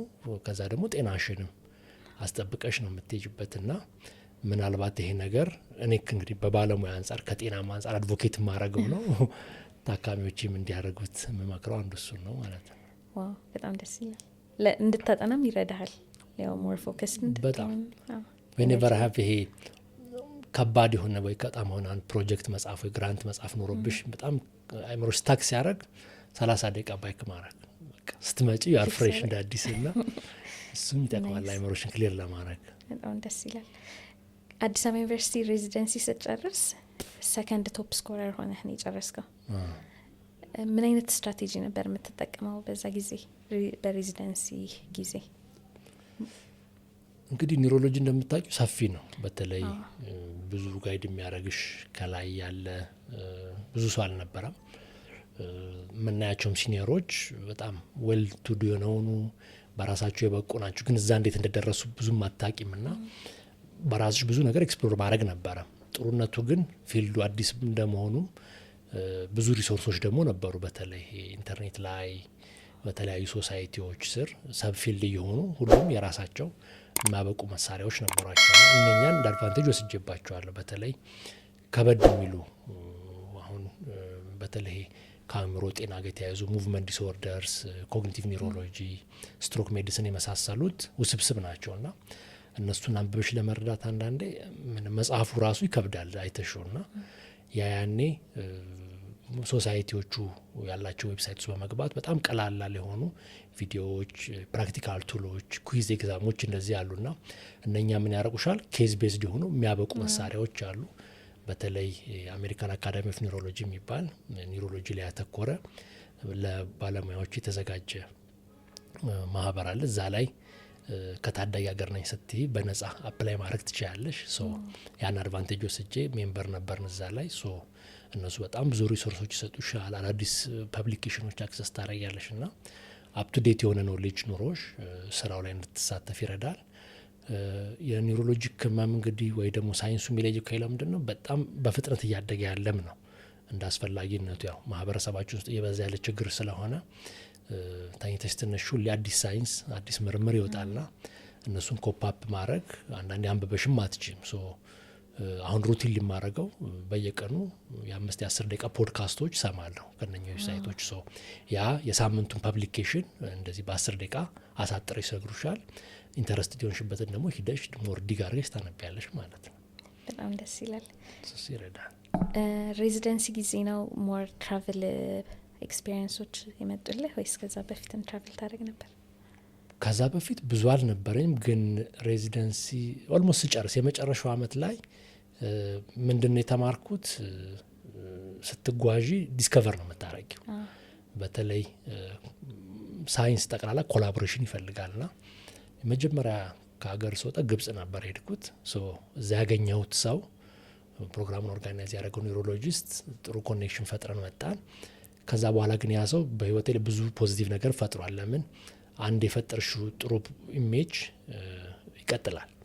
ብዙ ኮላቦሬሽን ይፈጥርሻል፣ ብዙ ቦታ ሪኮመንድ ያደርግሻል ና አንቺም ያንን ደግሞ ለታች ሜንቶር ለምታደረጋቸው ልጆች ታሳልፊያለሽ። ቼን ሪያክሽን ነው።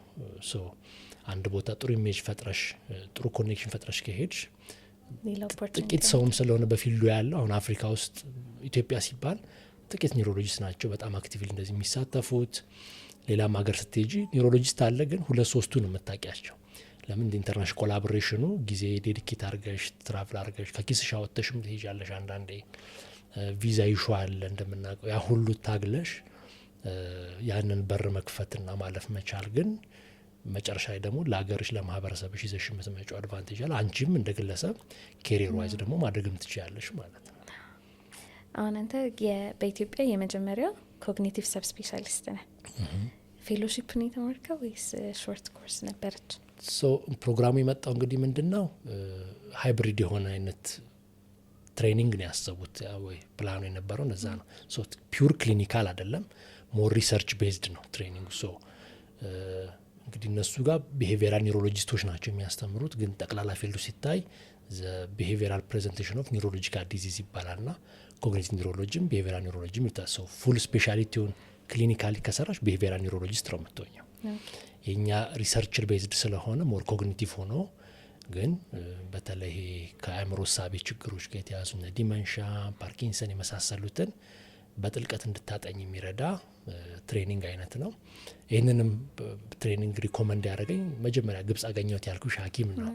እሱ የዚህ ትሬኒንግ ወስዶ ሂዝ ዱይንግ ሪሰርች። ከሱ በኋላ አፍሪካ ውስጥ እንደዚህ ኢንተረስት አለ ሲባል ኮሚኒኬት አረገኝ። ያንን ሳየው ፊት ከዛ በፊት ይህን ፕሮግራም ከመግባቴ በፊት ጥቁር አንበሳ ሬዚደንት ጨርሼ ሜፒ የሚባል ስኮላርሽፕ ፕሮግራም ነበር። እዛ ላይ ቴሰሴ የነበረው ከስትሮክ በኋላ የመጣ የኮግኒቲቭ ችግር ነበር ያጠናሁት።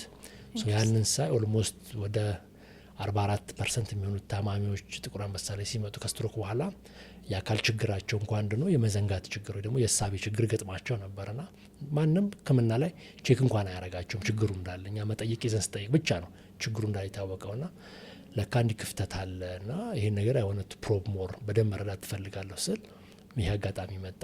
ሶ ያንን ኤክስፓንድ ለማድረግ ነው አፕላይ ያረኩት። በዛ መልክ ሪሰርቼን በዛ ፕሮግራም መቀጠል ገባው። ሶ አሁን ከዛ ፕሮግራም በኋላ ወደ 3 የተለያዩ ፕሮጀክቶች ይዘን ትልልቅ ግራንቶች ከኤንአይኤች ጋር በተያያዘ በተለይ የዲመንሻ ህመም ከመረዳት አንጻር ከማወቅ እና ለወደፊቱ ደግሞ ህመሙ መፍትሄውን ከመፈለግ አንጻር በዛ አካባቢ እንድሰራ ረድቶኛል ማለት ነው። ይህ ገጠመኝ ኦኬ፣ ለአድማጮቻችን በደንብ እንድናስረዳቸው ኮግኒቲቭ ኒውሮሎጂ ምንድን ነው? ምን ህመሞችን ያክማል? ቅድም እንዳልኩሽ እንግዲህ የነርቭ ስርዓት እክል በተለይ አእምሮ ላይ የሚመጡ የነርቭ ስርዓት እክሎች በተለያየ መልክ ይመጣሉ። ብዙዎቻችን እንደምናውቀው ስትሮክ የገጠመው ሰው ሰውነቱ ይሰንፋል ነው የምናየው፣ በአካል የሚታይ ነው። ከዛ ውጭ ግን በአካል ከሚታየው ህመም ውጭ ደግሞ አእምሯችን ትልቁን 1/3 የሚይዘው ደግሞ ማሰብ፣ መወሰን፣ ማቀድ የሚሰራው የፊተኛው በተለይ ፕሪፍሮንታል የሚባለው ኮርቴክስ ትልቁ ስራው እሱ ነው። እሱ ሲጎዳ ብዙ ጊዜ አካላዊ ምልክት የለውም። ስለዚህ ያ ችግር የገጠማቸው ሰዎች ምናልባት ቀናቸውን አቅደው መጀመር አይችሉም። ደጋግመው ነገሮችን መርሳት ወይ መደጋገም ይገጥማቸዋል። የባህሪ ለውጥ ያሳያሉ። ስሜታዊ መሆን፣ ድባቴ፣ መረበሽ እንደሚጠቁ አንጎል ክፍል ያ ነገር ይታያል። እና ብዙ ጊዜ ይሄ ነገር ሲከሰት ኦልድ ኤጅ ሳይካትሪ ተብሎ ወይ ደግሞ እድሜ ከገፋ በጣ በኋላ ይመጣ የስነ አእምሮ በሽታ እንጂ እንደ ነርቭ ችግር አይታይም ነበረ። ከዛ ግን ሳይንሱ እያደገ ቴክኖሎጂ እያደገ በተለይ ፈንክሽናል ኤምአርአይዎች የሚባሉ እየመጡ የትኛው አንጎል ነው ችግር የገጠመው ተብሎ ሲታይ እርግጥ የአንጎል የነርቭ ስርዓቱ መጎዳት በሚታይ መልክ መረዳት የሚቻልበት ሁኔታ መጣና ያንን እንደ ሰብ ስፔሻሊቲ ኤፒለፕሲ፣ ፔሪፌራል ኒውሮሎጂ፣ ኒውሮመስኩላር እየተባለ ይከፋፈላል ኒውሮሎጂ ሰብ ስፔሻሊቲ። ከዛ ውስጥ አንደኛው ደግሞ አንጎልን አተኩሮ የሚሰራው ኮግኒቲቭ ኒውሮሎጂ ነው። እና እዛም በፌሎሺፕ በነበረኝ ኤክስፒሪየንስ ምንድን ነው ኦልሞስት ከዓለም ዙሪያ ሪፈር የሚደረጉ ታካሚዎች አሉ። በተለይ እድሜ ገፍቶ አንድ ሰው ባህሪ ለውጥ ሲያመጣ፣ መዘንጋት ሲያመጣ እዛ እንደ ችግር ታይቶ ሕክምና ይሰጣል። እኔ ከነበረኝ ኤክስፒሪየንስ ደግሞ እኛ ሀገር እንደዚህ አይነት ችግር እድሜ ገፋ ወይ አረጀን ነው እንጂ የሚባለው እንደ ህመም አይታይም። ሶ ያ አይ ኦፕነር ነበር ለእኔ። ምናልባት ይሄ ነገር እያረጀ ያለ የመጣ ያለ ሶሳይቲ አለ። እነሱ ወርድ ይዛ ደርሰዋል፣ ችግሩን እየተጋፈጡት ነው። እኛ ጋር ግን ስላልደረስን ዜር ኢዝ ሰምቲንግ ማድረግ የምችለው እያሰብኩ ከትምህርቱም በኋላ ጨርሼ ስመጣ በዛ ፊልድ ነው የቀጠልኩት ማለት ነው። በጣም ኢንትረስቲንግ የሆነ ሰብ ስፔሻሊቲ ነው። በጣም አሁን ላይ በተለምዶ አብዛኛውን ጊዜ እከሊኮ ወጥቶ ጠፋ ኦር እንደ ቀልድ የሚጀምሩት እቃ በመርሳት ምናምን ነው። እና እስኪ ስለ አልዛይመር ትንሽ እናወራ። አልዛይመርስ ምንድን ነው? አልዛይመር እንግዲህ ብዙዎቻችን የምናውቀው አልዛይመር ስለሚባል ነው። ግን ይሄ የሚካተተው ዲመንሻ በሚባለው የህመም ስብስብ ስር ነው። እና እንግዲህ ዲመንሻ አንድ በሽታ አይደለም። 30 ፕላስ የሆኑ በሽታዎች አይነታቸው የተለያዩ ግን በዋናነት መገለጫቸው የአእምሮን የመስራት አቅም በማዳከም ግለሰቡን በፊት ከነበረው ብቸኛ ሆኖ የራሱን ችሎ ከመንቀሳቀስ ከመስራት ሰው ላይ ጥገኛ እንዲሆን የሚያደርጉ በሽታዎች ናቸው። ብዙዎቻችን በተለምዶ ግን የምናውቀው አልዛይመርን ነው። ያም የሆነው ምንድን ነው እስከ 80% የሚከሰቱት የዲመንሻ አይነቶች አልዛይመር ጋር የተያያዙ ስለሆኑ ነው።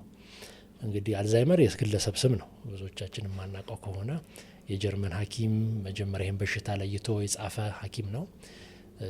እንግዲህ እሱ መጀመሪያ አያት ታካሚ ከኦስትሪያ የምትመጣ እድሜዋ የገፋ ባህሪ ለውጥ የምታሳይ ሴትዮን ነው አጥንቶ መጨረሻ ግን ስታልፍ አይምሮዋን ወይ አንጎሏን አውጥቶ በመመርመር በሽታው የነርቭ መሞት እንደሆነና ለዛ አጋላጭ የሆነውን ተህዋሲ ወይ ደግሞ የፕሮቲን ጥምዝ ችግር በመለየት ስላሳወቀ በኋላ በስሙ ተሰየመ ነው። እና ሰው ብዙ ጊዜ ክሊኒክም ሲመጣ የምናየው ምንድን ነው በቃ መርሳት አንድ ብዙ ሰው ይፈራል። ስለዚህ መርሳት እንዳለ ማመን ሁሉ አይፈልግም። ለምን ኢሪቨርሳብል ነው፣ ከረሳሁኝ ብዙ ነገሮች ይበላሻሉ፣ ስራዬን አጣለሁ የሚል ፍርሃት ስላለ መሸሽ አለ። በዛ ምክንያት ሕክምና ሲያገኙ ቆዩና ደግሞ ብሶ ደግሞ ጥገኛ ሲሆኑ ቤተሰብ ከአመታት በኋላ ወደ ሕክምና መምጣት አለና ያ ክፍተት በተለይ ስለ ህመሙ አለመረዳት ያለን የማህበረሰብ እውቀት ግንዛቤ ብዙ እያስከፈለን ነው እንደምናየውና ሌላው በዚህ ኤሪያ እንድናተኩር ያደረገኝ ደግሞ ምንድነው ትራጀክተሪውን ስታይ አንድ በሽታ አሁን ያለበትን አይደለም የምታየው። ከዚህ በኋላ በመጪዎቹ ዓመታት ወዴት ነው የሚሄደውን ስታይ ኦልሞስት ኤክስፖኔንሻል እየጨመረ የሚሄድ ወይ ደግሞ ደብል ትሪፕል የሚያደርግበት አጭነት በጣም አጭር እየሆነ የመጣ በሽታ ነው። ለምን ማህበረሰባችን ኦልሞስት እድሜው እየገፋ ነው። በቀላሉ በተላላፊ በሽታዎች የመሞት እድላችን ቀንሷል። ቴክኖሎጂ ተሻሽሎ ብዙ ሰው የተሻለ ሕክምና ያገኛል። ስለዚህ በልብ በሽታ፣ በወባ፣ በኤችአይቪ የመሞት እድላችን በቀነሰ ቁጥር ብዙ እድሜ ያምን ትኖራለና እድሜ መጨመር ደግሞ አንዱ አጋላጭ ምክንያት ነው ለዚህ በሽታ። ስለዚህ አሁን ያለን መረጃ በዓለም ደረጃ የዓለም ጤና ድርጅት የሚለው ምንድን ነው አሁን በዓለም ላይ እስከ 55 ሚሊዮን ሰዎች የዲመንሻ አለባቸው ተብሎ ይታሰባል። ያ ግን በየአመቱ ቁጥሩ እየጨመረ በየአመቱ እስከ 10 ሚሊዮን አዳዲስ ሰዎች በዚህ በሽታ እየተያዙ ይሄ ክፍለ ዘመን በ2050 ሲደርስ በፈረንጆቹ ከ25 አመት በኋላ በ3 እጥፍ ጨምሮ ወደ 150 ሚሊዮን ሰዎች ይኖራሉ ተብሎ ይታሰባል። ከዛ ቁጥር ደግሞ የሚያሳዝነው ምንድነው 2/3 ታዳጊ ሀገር ነው የሚኖሩት ወይ ደግሞ ከግሎባል ሳውዝ የሚባሉት አፍሪካ፣ ላቲን አሜሪካ፣ የታችኛው ኤዥያ ሀገራት በብዛት ይጠቃሉ ተብሎ ይታሰባል። ለምን በኢትዮጵያ እንኳን ኮንቴክስት ስናየው በቅርብ ነው የመኖሪያ እድሜ ጣሪያችን በ20 እጥፍ ወይ በ20 አመት አድጎ አሁን 60ዎች ውስጥ ገብተናልና ይሄ ማለት አብዛኞቻችን 68 70 እንኖራለን። አሁን ባለው ቴክኖሎጂ የጤና ስርዓት እድገት ደግሞ እየተሻሻለ የሚሄድ እድል አለው። ስለዚህ ከዚህ ከሚያድገው ማህበረሰብ ውስጥ አብዛኛው ሰው ሌላ ተጓዳኝ ህመም ኑሮት እንኳን እየታከመ መጨረሻ ግን የአእምሮን ጉዳት የሚያመጣ ከሆነ የዚህ ታማሚ ቁጥር ይበዛል። ያን ግን የሚቀበል የጤና ስርዓት፣ ያን የሚቀበል የህክምና አገልግሎት፣ ያንን ችግር የሚረዳ ሳይንስ ከሌለ ምን ይሆናል? ጤና ስርዓቱን ይዞት ይወድቃል።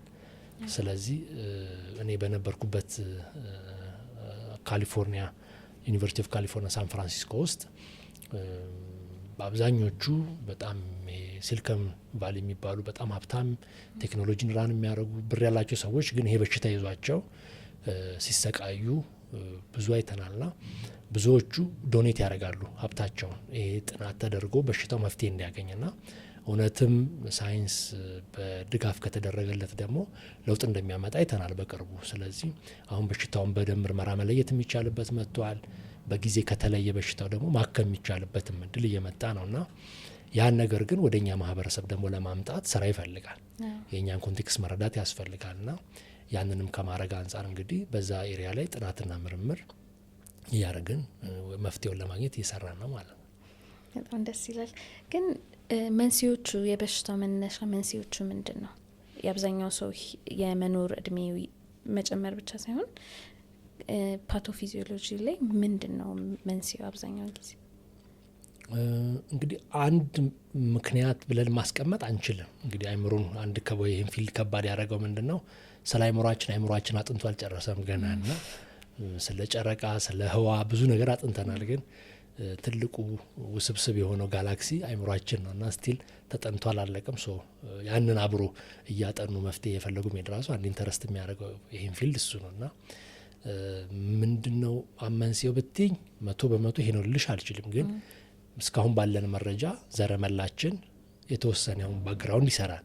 10-15 በመቶዎቹ በሽታዎች ዘረመል አጋላጭ ሊሆን ይችላል። በተለይ ኢሚዲየትሊ እናት አባታችን፣ አክስት አጎታችን ላይ በሽታው ካለ በዘረመል የሚሄድ እድሉ 10 በመቶ ነው። እንግዲህ ያ ማለት 90 በመቶ ደግሞ ከባቢያችን ወይ ደግሞ የኛ ያኗኗር ዘይቤ ባህሪያችን ይወስነዋል ነውና በተለይ አሁን ቅድም ያልነው እድሜ መግፋት፣ ዘረመላችን፣ ጥቁር መሆናችን፣ ጾታችን ሴት መሆን እነኚህ ነገሮች አጋላጭነቱን ይጨምሩታል። ከዚህ ውስጥ ግን ኦልሞስት ወደ 45 በመቶ ደግሞ መከላከል የምንችላቸው ከከባቢያችን ጋር የተያያዙ አጋላጭ መንስኤዎች እንዳሉት መረጃዎች ያሳያሉና አሁን በቅርብ ደረጃ ቅርብ ያለን መረጃ እንግዲህ 14 መከላከል የምንችላቸው አጋላጭ ሁኔታዎች ያስቀምጣልና ከነኚህ ውስጥ እንግዲህ ችግሩ የሚጀምረው እድሜያችን 70 ሲደርስ አይደለም፣ ከልጅነት ነው። ስለዚህ ልጅ ሆነን ትምህርት ቤት ማንሄድ ከሆነ የሄድንበት ትምህርት ቤት ደግሞ ጥራት የሌለው ትምህርት የሚሰጠን ከሆነ ወይ ደግሞ አይምሯችንን የሚያበለጽግ ካልሆነ አሁን ትምህርት ቤት ክላሱ ገብቶ መምጣት ብቻ ሳይሆን በቤተ ሙከራ፣ በስፖርት፣ በሙዚቃ የተዳበረ አይምሮ ከሆነ ፋውንዴሽኑ የሚሰራው እዛ ጋ ነው። በተመሳሳይ ደግሞ በልጅነት የሚደርሱ አድቨርሲቲዎች መፈናቀል፣ ቤተሰብ ማጣት፣ አቢዩዝ መደረግ እነኚህ ደግሞ ለአእምሯችን ጠባሳ ፈጥሮ ሊያልፉ ይችላሉ።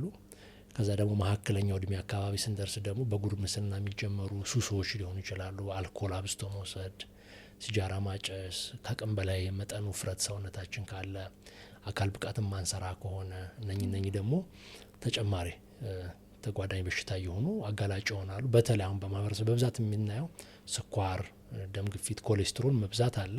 እነኚህ እንደ አጋላጭ ምክንያት ግን ከተቆጣጠርናቸው ደግሞ መመለስ የምንችላቸው ይሆናሉ። ከዛ ደግሞ እድሜያችን የገፋ ሲሄድ ደግሞ ብዙ ሰዎች ይሄ የሚያሳዩት መቼ ነው? ጡረታ ሲወጡ። ለምን ጡረታ ስንሆን ማህበራዊ ግንኙነታችን ይጠባል ወይ ይቀንሳል።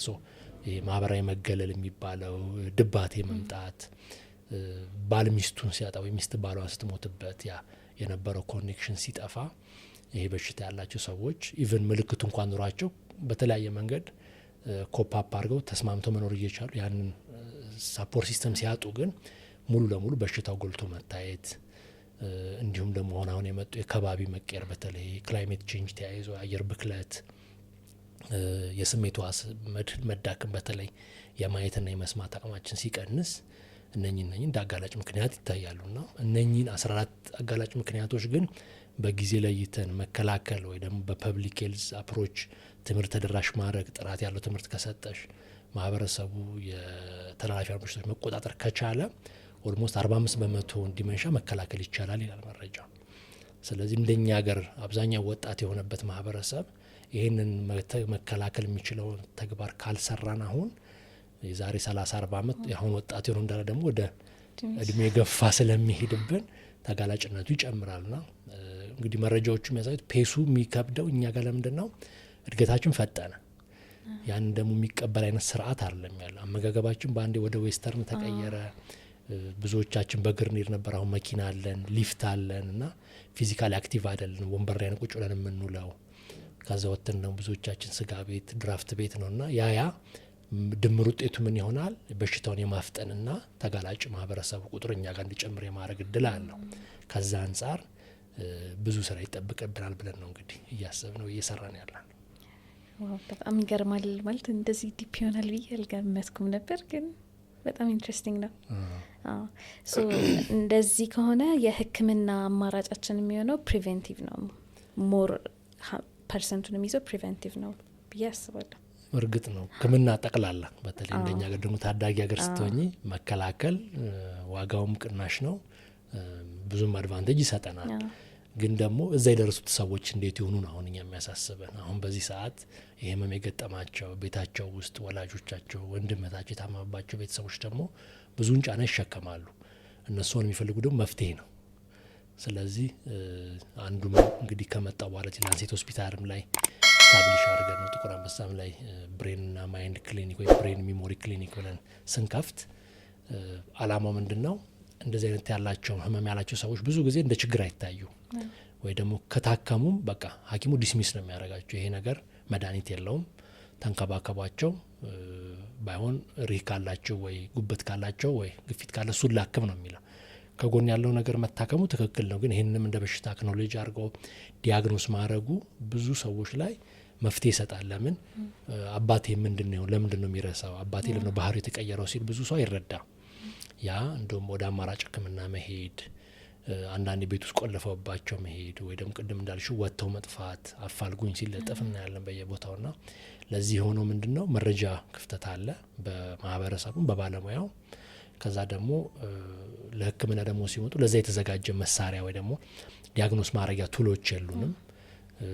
ከዛ ደግሞ ከተለየ በኋላ ደግሞ ሕክምናውን ደግሞ ስቲ በጣም ጥቂት ነው የማከሚያ መንገዱ፣ እሱም ደግሞ የተገደበ ነው አክሰሱና ከዛ አንጻር ብዙ እንቅፋቶች አሉት ያን ሰው ለይቶ ከማከም አንጻር። ግን አንድ ብለን ካልጀመርን ደግሞ ወደ መፍትሄው አንሄድም። ስለዚህ አሁን በላንሴት ሆስፒታል ኦልሞስት ከ200 በላይ ታካሚዎች በእኛ ክሊኒክ ስር በዚህ በሽታ ብቻ ክትትል የሚያደርጉ አሉ። ያ ማለት እንግዲህ አንዱ ሰው አንዱን እየጠቆመ ሌላ ቦታ ሲታከም ቆይቶ እንደዚህ ሪፈር የተደረገ ይመጡ አሉ። ስቲል የተሟላ አይደለም፣ ብዙ የሚቀሩን ክፍተቶች አሉ። ግን ከጎን ደግሞ የምንሰራቸው ጥናቶች ስላሉ ያን ክፍተት ለመሙላት ያን እንጠቀምበታለን ማለት ነው። በጣም ደስ ይላል። ለዚህ ችግር መልስ እናገኝበታለን ብላችሁ ደግሞ የአልዛይመርስ ኢትዮጵያን ሶሳይቲ መስርታችኋል። እዛ ላይ ምንድነው የስራ አካል ናንተ? እንግዲህ ኢንተረስቲንግ የሚያደርገው ይሄን ነገር እንደ አጋጣሚ የተከሰተ ነው። ምክንያቱም እኔ ማህበር መስርቼ ራን አርጌ ይችላለሁ ብዬ አላምንም ነበረ። ግን ፌሎሺፕ ትሬኒንግ ላይ እንደ አጋጣሚ አልዛይመር ዲዝ ኢንተርናሽናል የሚባል ዓለም አቀፍ የአልዛይመር ታማሚዎችን የሚረዱ ማህበራት ስብሰባ ያደርግ ነበር ለንደን ላይ እና እዛ ላይ እንድሳተፍ እድል አገኘው። ፌሎሺፕ ትሬኒንግ ላይ ያለው ሄድኩ፣ አየሁ። ብዙዎቹ ከተለያየ ሀገር መጥተው በብዙ መንገድ ይሳተፋሉ ና ከአፍሪካ ውስጥ 2 ማህበር ነው ያየሁት፣ የዚምባብዌ ና የኬንያ አክቲቭሊ እዛ ላይ ሲያቀርቡ እንደዚህ አየው ና ይሄ ነገር እንዴት ነው የሚሰራው ብዬ ስጠይቅ ከማህበሩ ጸሐፊ ጋር አገናኙኝ። ሀሳቡን ስነግራት እሷም ኢንተረስትድ ነበረች። ምክንያቱም ይህን ያህል ፖፑሌሽን ይዘን እንዴት እንደ ችግር እንኳን እንዳላየ ነው ስጠይቀኝ፣ ምንም እኔ ራሱ ፊልዱን በደንብ የተረዳሁት አሁን እዚህ ከመጣው ነው እና እንደ ችግርም አይታይም። ችግርም ከሆነ ማንም ኮንሰልት እንደምታረጊ ምን እንደምታከሚ አታቂም ና እነሱ ሊረዱን ተስማሙ። እንጀምር ተባለ። ትሬኒንግን ጨርሼ ስመጣ ከነሱ ጋር በመተባበር አልዛይመር ኢትዮጵያ የሚባል ማህበር ለማቋቋም ቻልን ማለት ነው። ከተመሰረትን እንግዲህ አሁን ኦልሞስት 2 ዓመት ወደ 3 ዓመት እየጠጋን ነው። አላማው ምንድነው? ያው ለትርፍ የተቋቋመ አይደለም። በዋናነት ስለ ህመሙ መረጃ መስጠት፣ በተቻለ አቅም ማህበረሰቡን ማንቃት፣ ታማሚዎችን ወደ ሕክምና አቅጣጫ ማሳየት እና አስታማሚዎችን ደግሞ መረጃ መስጠት፣ ማገዝ። ከዛ አለፍ ሲል ግን ሕክምናውን የተሻለ ጥራት እንዲኖረው በመረጃ የተደገፈ እንዲሆንና ሪሰርቾችን ማገዝ፣ በተቻለ አቅም ደግሞ እነኚህ መረጃዎች ደግሞ ፖሊሲውን ኢንፍሉዌንስ ማድረግ፣ መንግስት ለዚህ ችግር ትኩረት እንዲሰጥና በፖሊሲ አቅፎት በተለይ ናሽናል ዲመንሻ ፕላን የሚባል በየሀገሩ ልክ እንደ HIV እንደ ቲቪ እንደ ወባ፣ ስኳር ብለን ማህበረሰቡን የዛሬ 5 ዓመት 10 ዓመት እንደምናቅደው በዚህም በሽታ ረገድ ያንን የመንግስትን ትኩረት ለማግኘት የሚሰሩ ስራዎች ለመስራት ነው የተቋቋም ነው። ባለፉት አመታት እንግዲህ በነበርንበት ሰዓት በጣም ትልቅ ስራ ሰራ ማለት አልደፍርም። ለምን ቮለንተሪ ወርክ ነው፣ ብዙ ሰው ክፍያ ይፈልጋል ስራ ሲሰራ ና እኛ ደግሞ ብዙ አፎርድ አናደርግም። ገቢ ምንጫችን ወይ ከግለሰቦች በሚገኙ ካልሆነ ከምንሰራቸው ሪሰርቾች ኮሚኒቲ ኢንጌጅመንት ተብሎ የሚኖሩ ትንሽ ፈንዶች ናቸው የሚያግዙን። ብዙ እንግዲህ እስካሁን የሰራ ናቸው ማህበረሰብ ማንቃት ላይ፣ በተለይ በየጤና ጣቢያው አዲስ አበባ ላይ የተመረጡ ክፍለ ከተማዎች ላይ ጤና ጣቢያዎች ጋር ሊንክ ፈጥረን እነኛ ላይ ስክሪኒንግ እንሰራለን፣ እነሱን ወደ ሕክምና እንመራለን። ፈቃደኛ ሲሆኑ ጥናት ላይ እንዲሳተፉ እንጋብዛለን። ሌላው ደግሞ በየአመቱ ማርች ላይ ብሬን አዌርነስ ዊክ የሚባል አለ።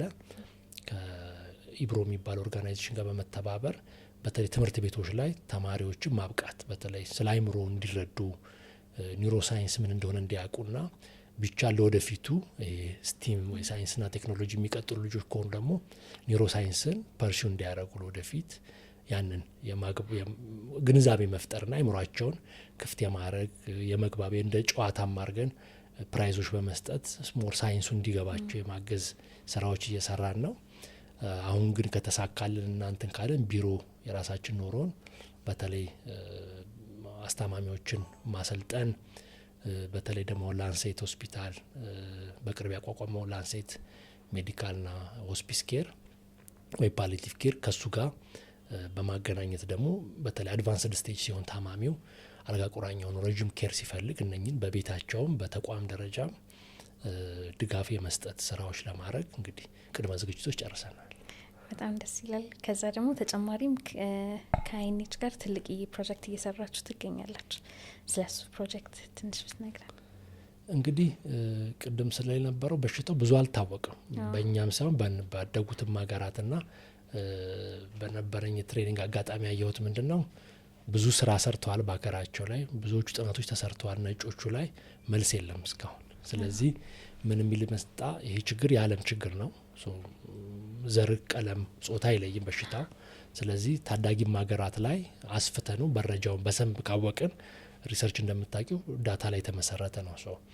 ዳታው በተለቀ ቁጥር ሞር ወካይ በሆነ ቁጥር ማህበረሰቡን ውጤታማ የመሆን እድሉ ወይ ታማኒነቱ ይጨምራልና እኔ ፌሎሺፕ ጨርሼ ስመጣ ፓይለት ግራንት ተብላ ትንሽ ብር ይሰጡሽና በዛች ፓይለት አድርገሽ እንድትጀምሪ ነው። እኔ መጀመሪያ የመጡበት ኢንተረስት ምንድን ነው፣ ብዙ መስራት ፈለኩኝ፣ ግን ኢትዮጵያ ውስጥ በሽታው ለመለየት እንኳን የሚያስፈልጉ መሳሪያዎች ወይ ቱሎች የሉንም። ስለዚህ አንድ ሰው አልዛይመር ነው፣ ቫስኩላር ዲመንሻ ነው፣ እንደዚህ አይነት ፓርኪንሰን ዲመንሻ ለማለት ያንን ስክሪን የምናደርግበት መሳሪያ ስለሌለ ብዙዎቹ የተሰሩ ጥናቶች ክፍተት አለባቸው። ታካሚው እርግጥ ያ ነው ወይ የሚለውን ስናይ የተጠቀሙበት ቱል ትክክል አይደለም። ስለዚህ ግራውንድ ወርኩ መስራት አስፈላጊ ነው ተገኘ። ያንን ፓይለት ይዘን መጣን። እሱን ስራ እየሰራን ከዛ ጎን ለጎን ደግሞ ሌላ ቅድም እንዳልሽው ኤንአይኤች የአልዛይመር በሽታን ዘረመል ለመለየት ጥናት አደረጉ ወይ ደግሞ አፍሪካ ውስጥ ማስተባበሪያ ከፍቶ ሲሰራ ኢትዮጵያን ወክለን እኛ ያ ላይ ተሳተፍን። 10 አፍሪካ ሀገራት ይሳተፋሉ ከሳህራ በታች። ከዛ ውስጥ ኢትዮጵያን ወክለን አዲስ አበባ ዩኒቨርሲቲ ላይ እኛ ይህን ፕሮጀክት ከዩኒቨርሲቲ ኦፍ ማያሚ ጋር እሱን እየተገበርን ነው። አሁን ወደ 4ኛ ዓመታችን እየገባን ነው። ወደ 200 ፕላስ ተሳታፊዎችን አስገብተን ታማሚዎችንም ከነሱ ጋር ደግሞ በእድሜና በጾታ የሚቀራረቡ ግን ጤነኛ የሆኑ ሰዎችን በመመርመር ዘረመላቸውን በማጥናት በእኛ ሀገር በተለይ ከሳህራ በታች ያሉ ጥቁር አፍሪካዎች በኢትዮጵያ ደግሞ ለይቶ ለኢትዮጵያውያን የትኛው ዘረመል ነው አጋላጭ ሆነው ለምን አሁን ሳይንሱ ሞኖጄኒክ የተባሉትን አይነት በሽታዎች ማከም የሚቻልበት ቴክኖሎጂ እየመጣ ነው። ስለዚህ አንድ ሰው ተጋላጭ ዘረመል ካለው ምናልባት ያን ዘረመል በማስተካከል በሽታውን መከላከል የሚቻልበት ቴክኖሎጂ አለ። እሱን ከመረዳት አንጻር እሱ ላይ እየሰራን ነው። እነኚህ ጥናቶች ደግሞ ጎን ለጎን ማህበረሰቡን ማንቃት፣ ማስተማር፣ ከማህበረሰብ ግንኙነት መፍጠር ላይ ይሰራሉ። አሁን ቅድም ያልኩሽ ፓይለት ፕሮጀክት ደግሞ ቀጣይ ሆኖ ኤንአይኤች እንደ ሰብ ኮንትራት አዲስ አዋርድ ሰጠን። ያ ምንድነው መጀመሪያ የሰራናቸውን ቱሎች ተጠቅመን አሁን ደግሞ ኮሆርት ማዘጋጀት። ያ ማለት ምንድነው ህመሙ ያለባቸውን ሰዎች፣ ተጋላጭ የሆኑ ሰዎችና ጤነኛ የሆኑ ሰዎች የሆነ ወቅት ላይ እንለይና ለአመታት እንከተላቸዋል ወደፊት። ስለዚህ ማን ነው ቀድሞ በሽታውን ያመጣው ወይ ዲቨሎፕ ያደረገው፣ በሽታው ያልፈጠነው ደግሞ ያልተፈጠረባቸው ሰዎች ከሆኑ ለምን ምን ይለያቸዋል፣ ዘረመላቸው ነው፣ ከባቢያቸው ነው፣ አኗኗር ዘይቤያቸው ነው የሚለው ሁሉ የተጠናከረ መረጃ እንወስዳለን። ያ ለምን ይጠቅመናል? አሁን አዳዲስ እየመጡ ያሉ መድኃኒቶች አሉ፣ ትራያል ላይ ያሉ፣ ገበያም ላይ ወጡ። እነኛ መድኃኒቶችን እንተግብር ወይ ደግሞ ወደዚህኛው ዓለም እናምጣ ሲባል መረጃ የለም።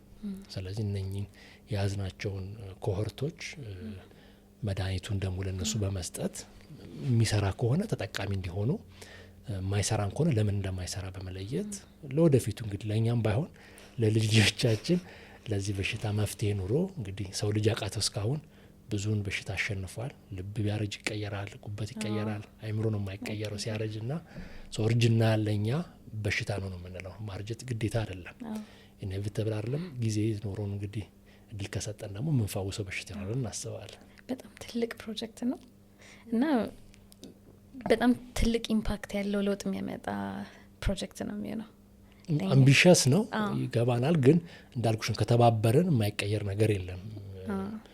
ኮቪድ ዓለምን ያጠፋል ተብሎ መጥቶ በአጭር ጊዜ ተቆጣጥረ ነው ኖርማል ላይፍ እየኖርን ነው እና ሳይንስ ብዙ መለወጥ ይችላል። ምንም እንኳን አሁን ዓለማችን ትንሽ እንቅፋቶች፣ መደነቃቀፎች ቢገጥሟትም በተለያየ ረገድ ሁሌ ፖዚቲቭ ነን። ነገሮች ተሻሽለው ጥሩ ነገር ይመጣል ብለን እናስባለን። የእናንተን አሶሲዬሽን ማግኘት የሚፈልግ ቮለንቲር ማድረግ የሚፈልግ ሰው ካለ በምንድን ነው የሚያገኛቸው? አሁን ለጊዜው እንግዲህ ዌብሳይት የለንም፣ ግን በሶሻል ሚዲያ አለን። ፌስቡክ፣ ኢንስታግራም ላይ አልዛይመር ኢትዮጵያ ብለው ሰርች ቢያደርጉን አለ። ኢሜይላችን፣ ስልክ አለ። እዛ ላይ ኤኒባዲ ቮለንቲር አደርጋለሁ የሚል ሰው ቴክስት ቢያደርግልን ደስ ይለናል። በሚችሉት ካፓሲቲ ኢንጌጅ እንዲያደርጉ እንሞክራለን። የተወሰኑ ህሙማኖችን የምናገኝበት ደግሞ የዋትሳፕ ግሩፕ አለን።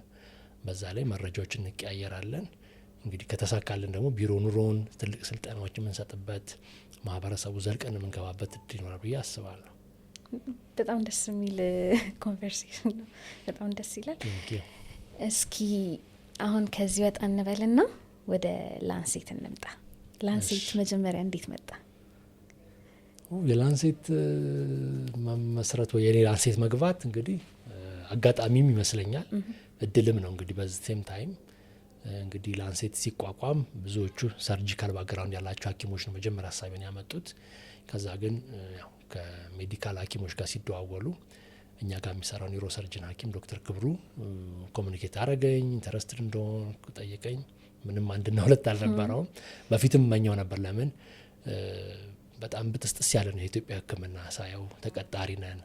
አንድ ክሊኒክ ሰርተሽ ሮጠሽ ሌላ ቦታ ነውና ከታካሚዎች ጋር እንኳን ያን ያህል ስትሮንግ ቦንድ አልነበረም። ሶ ሮጠሽ ሌላኛውን ከቨር ለማድረግ ነው እንጂ የሰስቴናቢሊቲ አልነበረውም። ሌላው ዘ ሆል አይዲያ ኦፍ ህክምና ሌላም ሀገር ያየሁት ምንድን ነው አንድ ጣራ ስር ነው ሁሉም ሐኪም በተለያየ ዊንግ ሰርቪሱን የሚያገኘውና ምንም እንኳን ያን ያህል ትልቅ ባይሆንም ኢንፍራስትራክቸራችን እሳቢያችን ግን ትልቁ ነው እንደገባን ነው የምንረዳውና በተለይ እንደ ነርቭ ሐኪም የነርቭ ችግሮች ሲገጥሙኝ አንደኛው ሰርጂካል ኢንተርቬንሽን የሚፈልጉ ይሆናሉ። ስለዚህ ኒውሮ ሰርጅን ፍለጋ ሌላ ቦታ ነው የምንልከው። ሰርጅን እንኳን አይቶ ኦፕሬት ለማድረግ ሌላ ክፍል ነው ሆስፒታል ነበር ሲልክ የምናውቀውና ያንን ሳይ ኦልሞስት አንድ ቤት ውስጥ ሁሉም ስፔሻሊቲ አለና እድለኛውኝ ደግሞ አብዛኞቹ መምህራኖቼ እንደዛ ነበሩና ያ የእውቀት ሽግግርም ለመፍጠር ታካሚዎቻችንንም የተሟላ አገልግሎት ለመስጠት ምንም በቃ ፓዮነሪንግ የሆነ ስራ እንደሆነ ተረድቼ አላቅማማሁም። እሺ ስለው የሚያስፈልገው ሪሶርስ የሚጠበቅብኝ ገንዘብ ምን ያህል እንደሆነ አላቅም። ምን ያህል ገንዘብን ያኔ ምንም አልነበረኝም ኦፍኮርስ። ሶ ብቻ አምቢሽኑ ስለነበረ ሻልኩት ነገሮች ፖዚቲቭ ኮንሽ ይሳካሉ። ሶ ተሳካ። አሁን ቆሞ በእግሩ ሳየው በ4 ዓመት በ5 ዓመት ውስጥ እንደዚህ ትልቅ ድርጅት ሆኖ ሳየው ምክንያቱም እሳቤው የነበረው እንግዲህ ያቀደም ስልሽ ነው በአይምሮአችን ምጡቅነቱ የሚነግርሽ ብሉፕሪንቱ የሚሰራን ነገር አይምሮ ውስጥ ነው። ከዛ ወደ መሬት ማውረድ ነውና ሁላችንም ይመስለኛል አንድ አይነት ቫይብሬሽን ውስጥ ነበር የነበረው ያን ስራ ስናስብ። ሶ ህክምና የተሻለ ማድረግ ከዛ ደግሞ ኤክሰለንስ መፍጠር በተለይ እኔ የነበረ ሁሌ ሳቢ ምንድነው ኒውሮ ሳይንስ ኢትዮጵያ ውስጥ ብዙ አልተሰራበትም። ብዙ በሽታዎች አንደር ዲያግኖስድ ናቸው። በጣም ኔግሌክትድ ነው በሽታው ኤሪያውም እና ያንን ኮላቦሬት ስታደረጊ ደግሞ ምንድነው አንድ ታካሚ እንደ ሰው ነው የምታክሚው እንጂ ነርቡን ልቡን ብቻ አይደለም የምታክሚው። ስለዚህ ሚስተር ኤክስ የሚባልን ሰው ሳክመው አንድ እክል ቢኖረው አጥንት ችግር ቢኖረው ልብ ቢኖረው ሶ አይ ፊል ሴፍ እዚህ ቤት ውስጥ ተደዋውለን ታካሚውን ኮንሰልት አድርገን ሲያስፈልግ ሐኪሙ ጋር ተልቆ ይታያልና በተለያየ እንግልቱ ሪፈራሉ ያለውን ሲስተም አጥብቦታል። አዘ ሴም ታይም ደግሞ ኳሊቲ ኬር ለመስጠት እድል ፈጥሮናል። ሌላው ደግሞ በጣም ሁሌ ፕራውድ መሆንበት ግራውንድ ስቶን አስቀምጠናል። አሁን ኦልሞስት በየተለያየ ሀገሪቱ አካባቢ ሲሄድ ማቃቸው ሐኪሞች እንዳለ ግሩፕ ሆነው በተመሳሳይ ሞዴል እየሰሩ ነውና ሐኪም መጠቀም አለበት። አት ዘ ኤንድ ኦፍ ዘ ዴይ ለፍቷል ብዙ አመት። ዘ ቤስት ኦፍ አካዳሚክስ የሚባለው ኢትዮጵያ ውስጥ ሐኪም ነው የሚሆነውና ቢዝነስ ስለማንማር ገንዘብ እንዴት እንደሚሰራ ስለማናግን እውቀታችንን ሌሎች ሰዎች በርካሽ እየገዙ ሲጠቀሙብን ኑረዋልና ያም ነው መሰደድን አገራችን ትተን እንድንሄድ እያደረግን የነበረው እንጂ ማህበረሰብሽን በምታውቅ ቋንቋ ማገልገልና ቤዚክ ነገር ኖሮሽ መኖርን የመሰለ መታደል የለምና ትልቁ ደግሞ ከምንሰራውም የበለጠ ደግሞ ያንን አራያ መሆናችን ሌላው ትልቁ ደስተኛ የሚሰጠኝ ነገር እሱ ነው። በጣም ደስ ይላል። ላንሴት ደግሞ የሚታወቀው ሁልጊዜ ለየት ያለና አዳዲስ ነገር ማምጣት ነው እና አሁን ደግሞ በቅርቡ ላውንች ያደረግነው አዲስ ብራንች አለ ላንሴት ኢንተርናል ሜዲሲን እና ነርሲንግ ኬር ሴንተር። ከሌሎቹ በአይነቱ ለየት ያደርጓል እና ምንድን ነው ለየት የሚያደርጋቸው ነገር? እንግዲህ ሌላው ሀገር በጣም ትልቅ ቢዝነስ ነው ባይዞ ይሄ ፓሊቲቭ ኬር መስራት ኦልሞስት አንዳንዶቹ ኢቭን 5 ስታር ሆቴልን ወደ ሆስፒታል ቀይረውት ሲሰሩበት ታያለሽ። ና ለምን ዲማንዱ ስላለ ሰው ፍላጎት ኖሮት ከመጣና አገልግሎቱ ደግሞ ካለ መክፈል ከቻለ ማቅረብ የማይጠበቅብሽ ምንም ምክንያት የለም እንደ ቢዝነስ ሞዴልም ካየሽው። እኛ ግን ደግሞ ከኬር ሞዴል ወይ ደግሞ ከህክምናው አንግል ደግሞ ስናየው ላንሴት ሆስፒታል የተወሰነው አልጋ ነው ያለን። ኢቭን ብራንቾቻችንን ብታይ ሊሚትድ ነን እና አንድ ታካሚ በተለይ ክሮኒክ ኢልነስ ይዘው ሲመጡ ዘላቂ በሽታ ሲኖራቸው ለወራት ይተኛሉ። ያ አንድ ህክምናው ላይ ጫና ይፈጥርብናል። ሌሎች ማከም እንችላቸውን ሰዎች ቦታ ይዝብናል። ሌላው ግለሰቡ ላይ ደግሞ አውት ኦፍ ፖኬት ስለሆነ በብዛት እኛ ጋር የሚከፈለው የገንዘብ ጫናም አለው። ይህንን ነገር ከማቅለል አንጻር እና ተደራሽነታችንን ከማስፋት አንጻር ነው እንግዲህ ሞዴል ወይ ደግሞ ሂሳቤ ሲመጣ አንዱ እኔም ኢንተረስትድ ሆኜ የገባውበት። አሁን ያንንም ሴንተር በቫይስነት ማግዘው እኔ ነኝ ከዶክተር ወንድማገኘ ነው። በዋናነት አላማችን ግን ምንድን ነው በተለይ እንደ የካንሰር ታማሚዎች፣ ረዥም ጊዜ ስትሮክ ታማሚዎች፣ የዲመንሻ ያላቸው ረዥም ጊዜ የሚቆዩ ነርቭ በሽታዎች ሲኖሩ ብዙ ሰው ቤት ማስታመም አይችልም። ለምን አሁን ያለንበት ሳንዱች ጄኔሬሽን የሚባል አለ። ወላጅ ነሽ፣ ልጆች አሉሽ፣ ከላይ ደግሞ ወላጆች አሉሽ። አንቺ መሀል ላይ ሁለቱም ጋር ትሯሯጫለሽ። የራስሽ ልጅ ትምህርት ቤት ታደርሲያለሽ፣ ከዛ ደግሞ አባትሽ ሆስፒታል መሄድ አለበት። በአንዱ አግል እንኳን ብናግዝ ይህ ማህበረሰብ ሸክም ማቅለል ይመስለኛልና እንደ ጅምር ነው የጀመርነው እንጂ አሁን የጀመርንበት ብቻ ያበቃል ብዬ አላስብም። በሌሎች ሀገር ያየሁት ሞዴል ኢትስ ሂውጅ ቢዝነስ ከገንዘብም አንጻር ብቻ ሳይሆን ከአገልግሎት ከመስጠት። ለምን ብዙ ሰው ጊዜ የለውም በዚህ ሰዓት። ጊዜ ገንዘብ ነው እና ለማስታመም ነው ብዙ ሰው ጊዜውን የሚያገደው። ኢቭን ይቀጥራሉ አንዳንድ ምንም ትሬኒንግ የሌላቸው ቤዚክ ነርሲንግ ኬር ብቻ የሚሰጡትንና ያንን አፕግሬድ አድርገን ለዚህ ህመም በሚበቁ አይነት የሰለጠኑ ባለሙያዎች ይዘን አንድ በተቋም ደረጃ አድሚት አድርገን ማከም፣ ህክምናውን ደግሞ ጨርሰን ሲወጡ በሚኖሩበት ቤት ለምን ሆም ኬሩ ድረስ ሂደው ቤዚክ ኬር አይሰጧቸው። ቴራፒ መሆን ካለበት እዛ መደረግ ይችላል። ኢልነስን ብቻ ደግሞ አይደለም ማከም ይኖርብን፣ ዌልነስ መፍጠር። ከዛ በኋላ ደግሞ ሰውየው አገግሞ ማህበረሰብ ውስጥ ጤናማ ሆኖ እንዲቀላቀልና ጤናማነቱ እንዲያስጠብቅ ሪሃቢሊቴት ታደርጊዋለሽ። ከዛ ደግሞ ጤናማ ካረግሽ በኋላ ደግሞ ያዛ ውስጥ እንዲቆይም የማድረግ። ስለዚህ እንግዲህ አምቢሽኑ ሰፊ ነው። ህክምና ከማከም ደዌውን መፈወስ ብቻ ሳይሆን ጤናን ማስጠበቅም እንዲሆን ነው አላማውና አሁን እኛ የምንሰራበትን ፊልድ እንግዲህ አንዱ ብሬን ሄልዝ የምንለው እዛ ነው። የአእምሮ ጤና ሲባል ብዙ ሰው ኔጌቲቭ ነው ኮኖቴሽኑ እና ግን የአንጎላችንን ጤና ማስጠበቅ ከተቻለ አንድ ህመም እንዳይመጣ እንከላከላለን። ሲቀጥል ደግሞ ያለነው አእምሮ ማብቃትና ያን የምንፈልገውን ውጤት የፈጠረ ማህበረሰብ ከሆነ እንደ ማህበረሰብ የተሻለ መሆን የምንችልበት እድል አለ ብዬ አስባለሁ። በጣም በአይነቱ ለየትና ያለና ትልቅ ፕሮጀክት ነው፣ ስራም ነው እና ታካሚዎቻችንም ወደውት እንግዲህ ፊድባክ ከነሱ እናገኛለን ብዬ ይጠብቃለሁ። እውነት ነው። እንግዲህ አንተ ብዙ ነገሮች ላይ ትሳተፋለህ። ላንሴት ትሰራለህ፣ ጥቁር አንበሳ ትሰራለህ፣ ሶሳይቲ ኢትዮጵያን አልዛይመርስ ሶሳይቲ ትሰራለህ፣ ሪሰርቾች ትሰራለህ። ስራና ፕራይቬት ላይፍ እንዴት ነው ባላንስ የምታደርገው? ከባድ ነው። ወርክ ላይፍ ባላንስ የሚባል ነገር ታፍ ነው። ግን ያው ጊዜሽን በስርዓት መጠቀም ይመስለኛል። ብዙ ጊዜ በጠዋት ነው የምነሳው። ዚስ ዴይስ የመጀመሪያ ስራዬ ስፖርት ቤት 1 ሰዓት አሳልፋለሁ። ቀኔ እንደዛ ነው የምጀምረው። በብዙ ነገር ይጠቅመኛል። ንቁ ያደርግሻል። ሰምሀው ኤነርጂ ጥሩ ሆኖ ይጀምራል። ከዛ ብዙ ጊዜ አመጋገቤን ጠነቀቃለሁ። ወይ ታይምድ ነው አመጋገቤ፣ መበላውን እመርጣለሁ። ከዛ በኋላ ደግሞ ስራሽን መከፋፈል ያስፈልጋል።